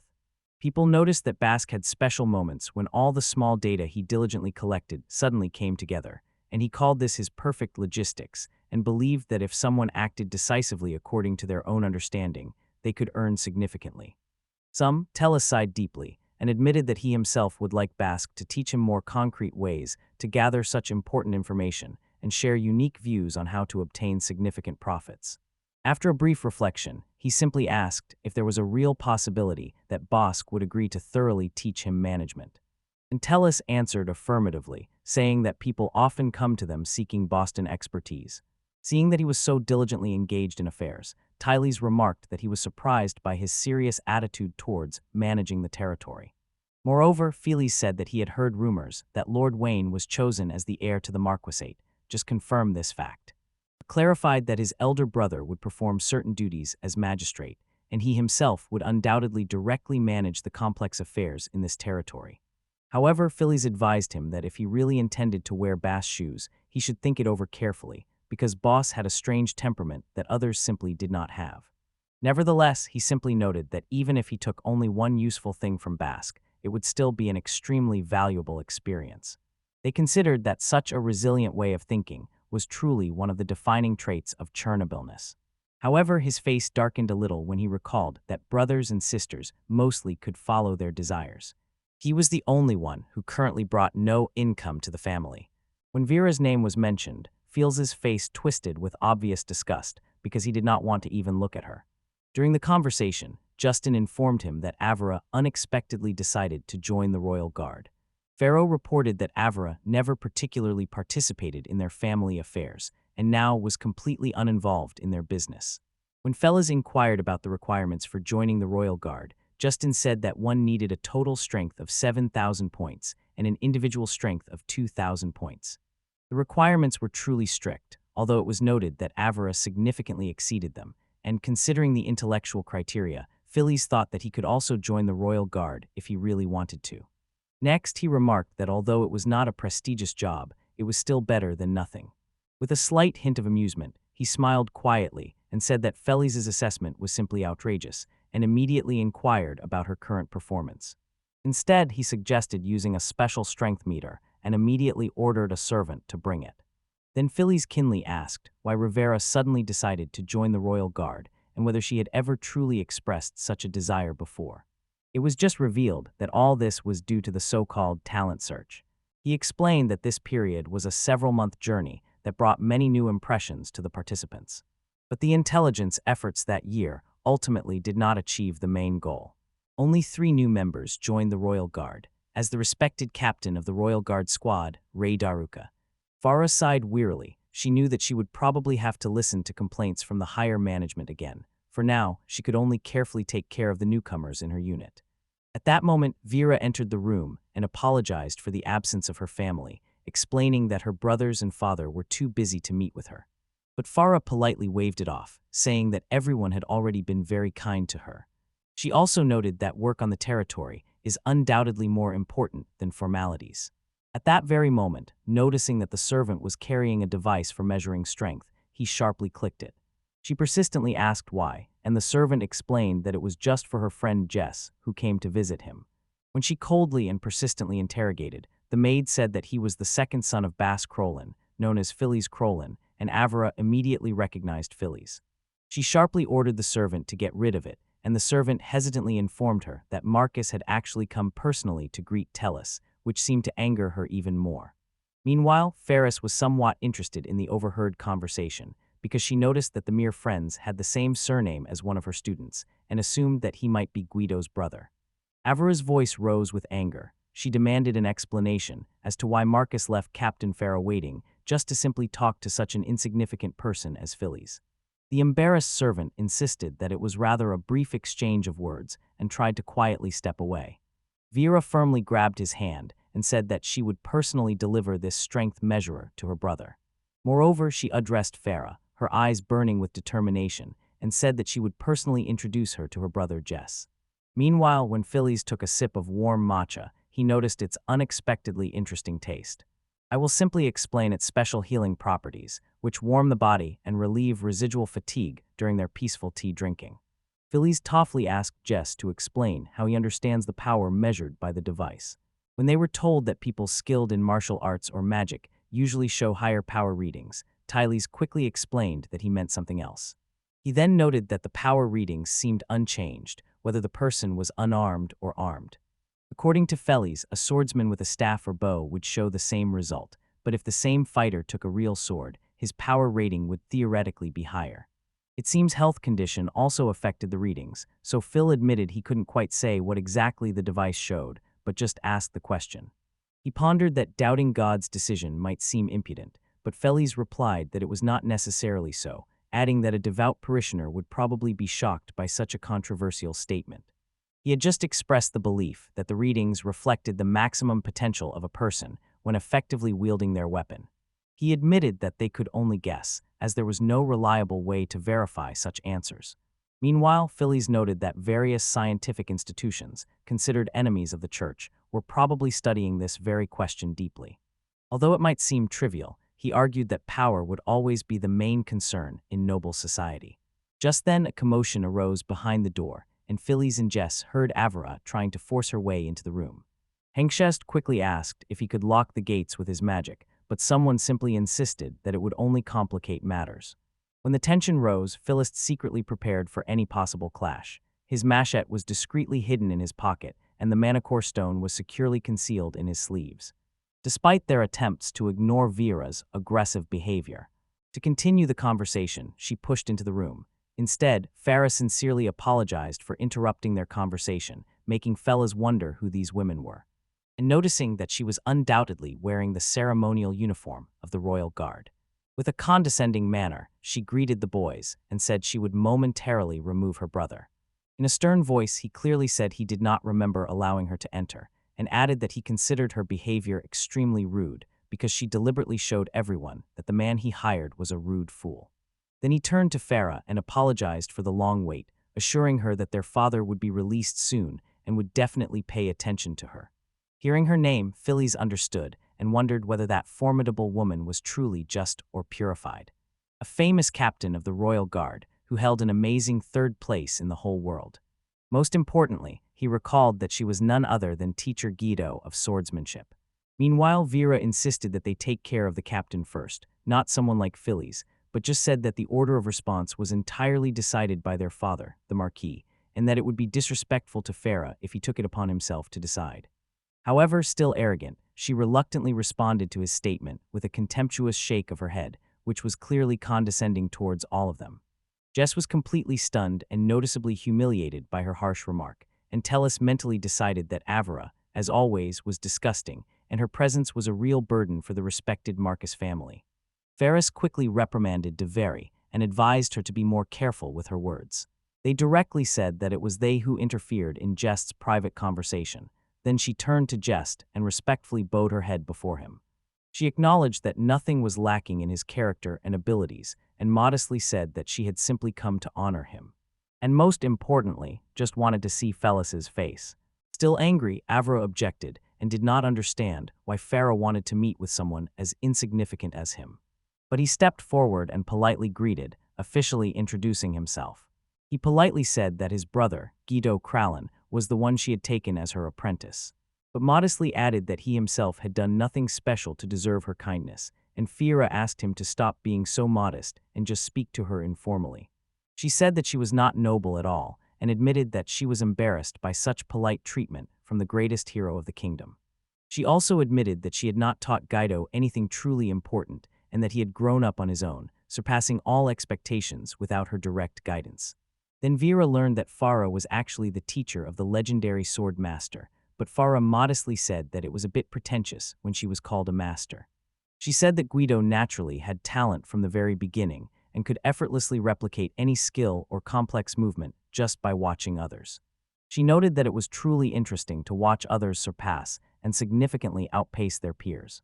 Meanwhile, he had just acknowledged that Krull and the siblings were indeed considered true geniuses, but he did not expect them to be so extraordinary. Felix added that his brothers and sisters ranked 8th in magic and 10th in martial arts in the world, and although he felt a bit uncomfortable openly praising the family, they were truly outstanding, especially when recalling pleasant and proud moments. Vera sharply spoiled the mood, interrupted, and bitterly asked how someone among all people could be born into such a prestigious family. Did Ferris seem quite embarrassed by her remark?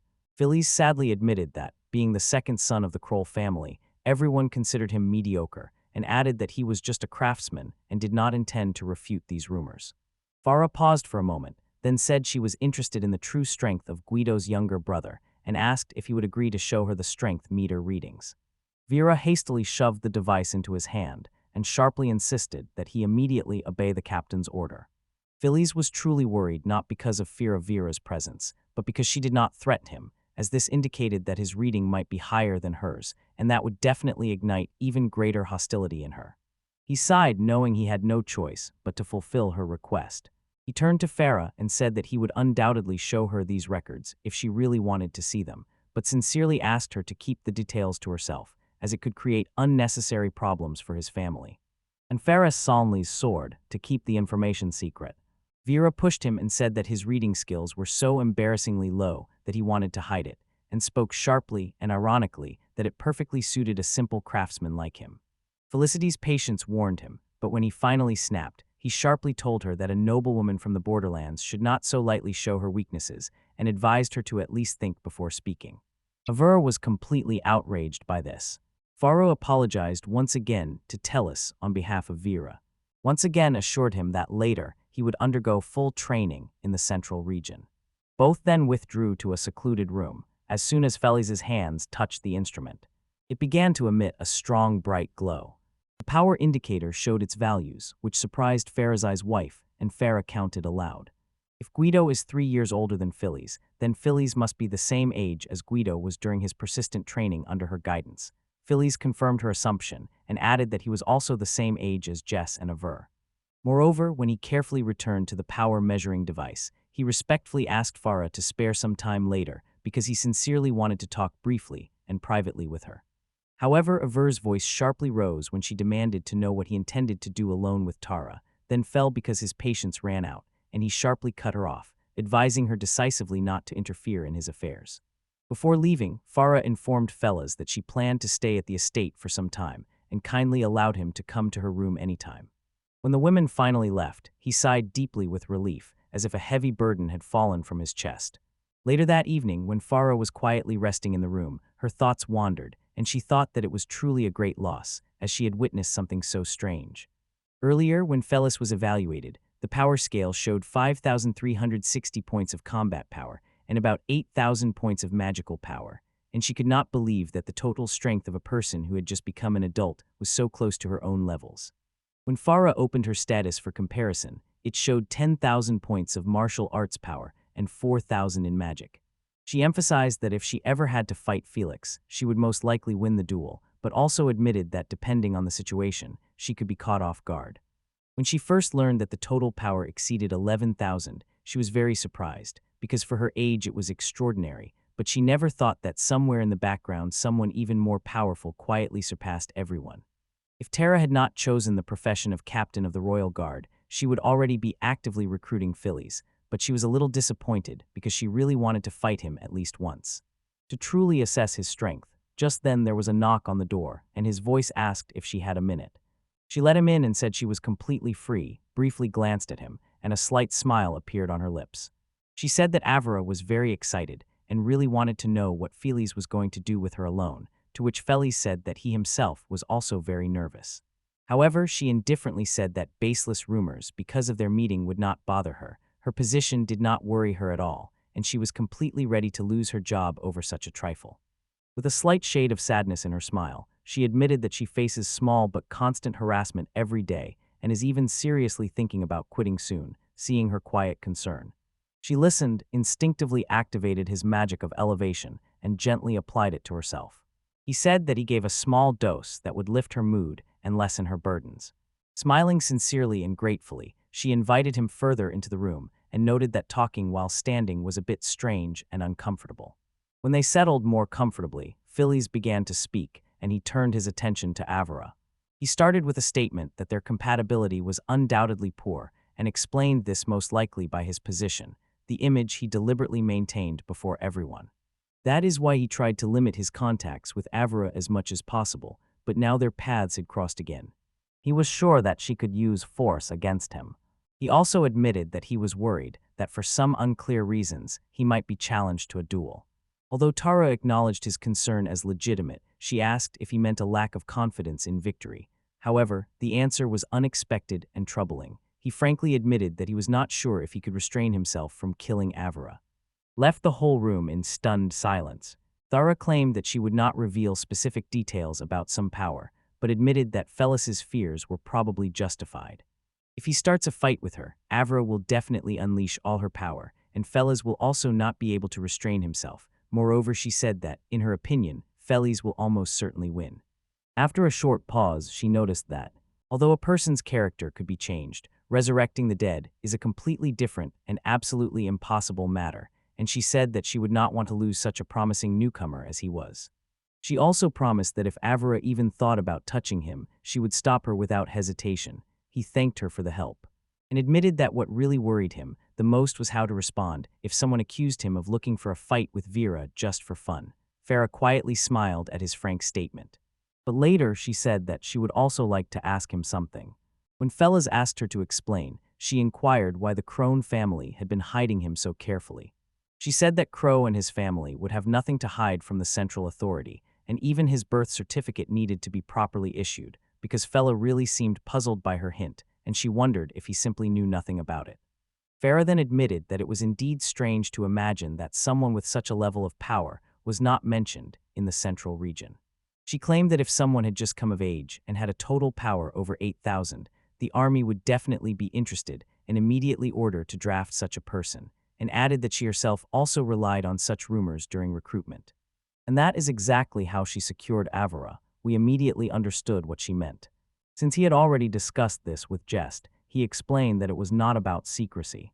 But because Kroll and the territory were remote and isolated, people almost never came to visit them. He asked if anyone from her close ones had ever been on the territory of Krolland, and she replied that no one had gone there directly. Melka and Guido were often talked about. This was not a revelation for Felix, because he already knew well about the outstanding skills and wide fame of his relatives. While he played only the role of a modest craftsman or caretaker of insignificant magical creatures. Moreover, he said that he might not want to show his true power too much, because it would ultimately be better for him if there were as few reasons for disputes in the family as possible. Tella said that a few years ago there was a great dispute about the next Lord Krullen, and he personally considered Milka the best candidate, and Guido eventually agreed without much objection.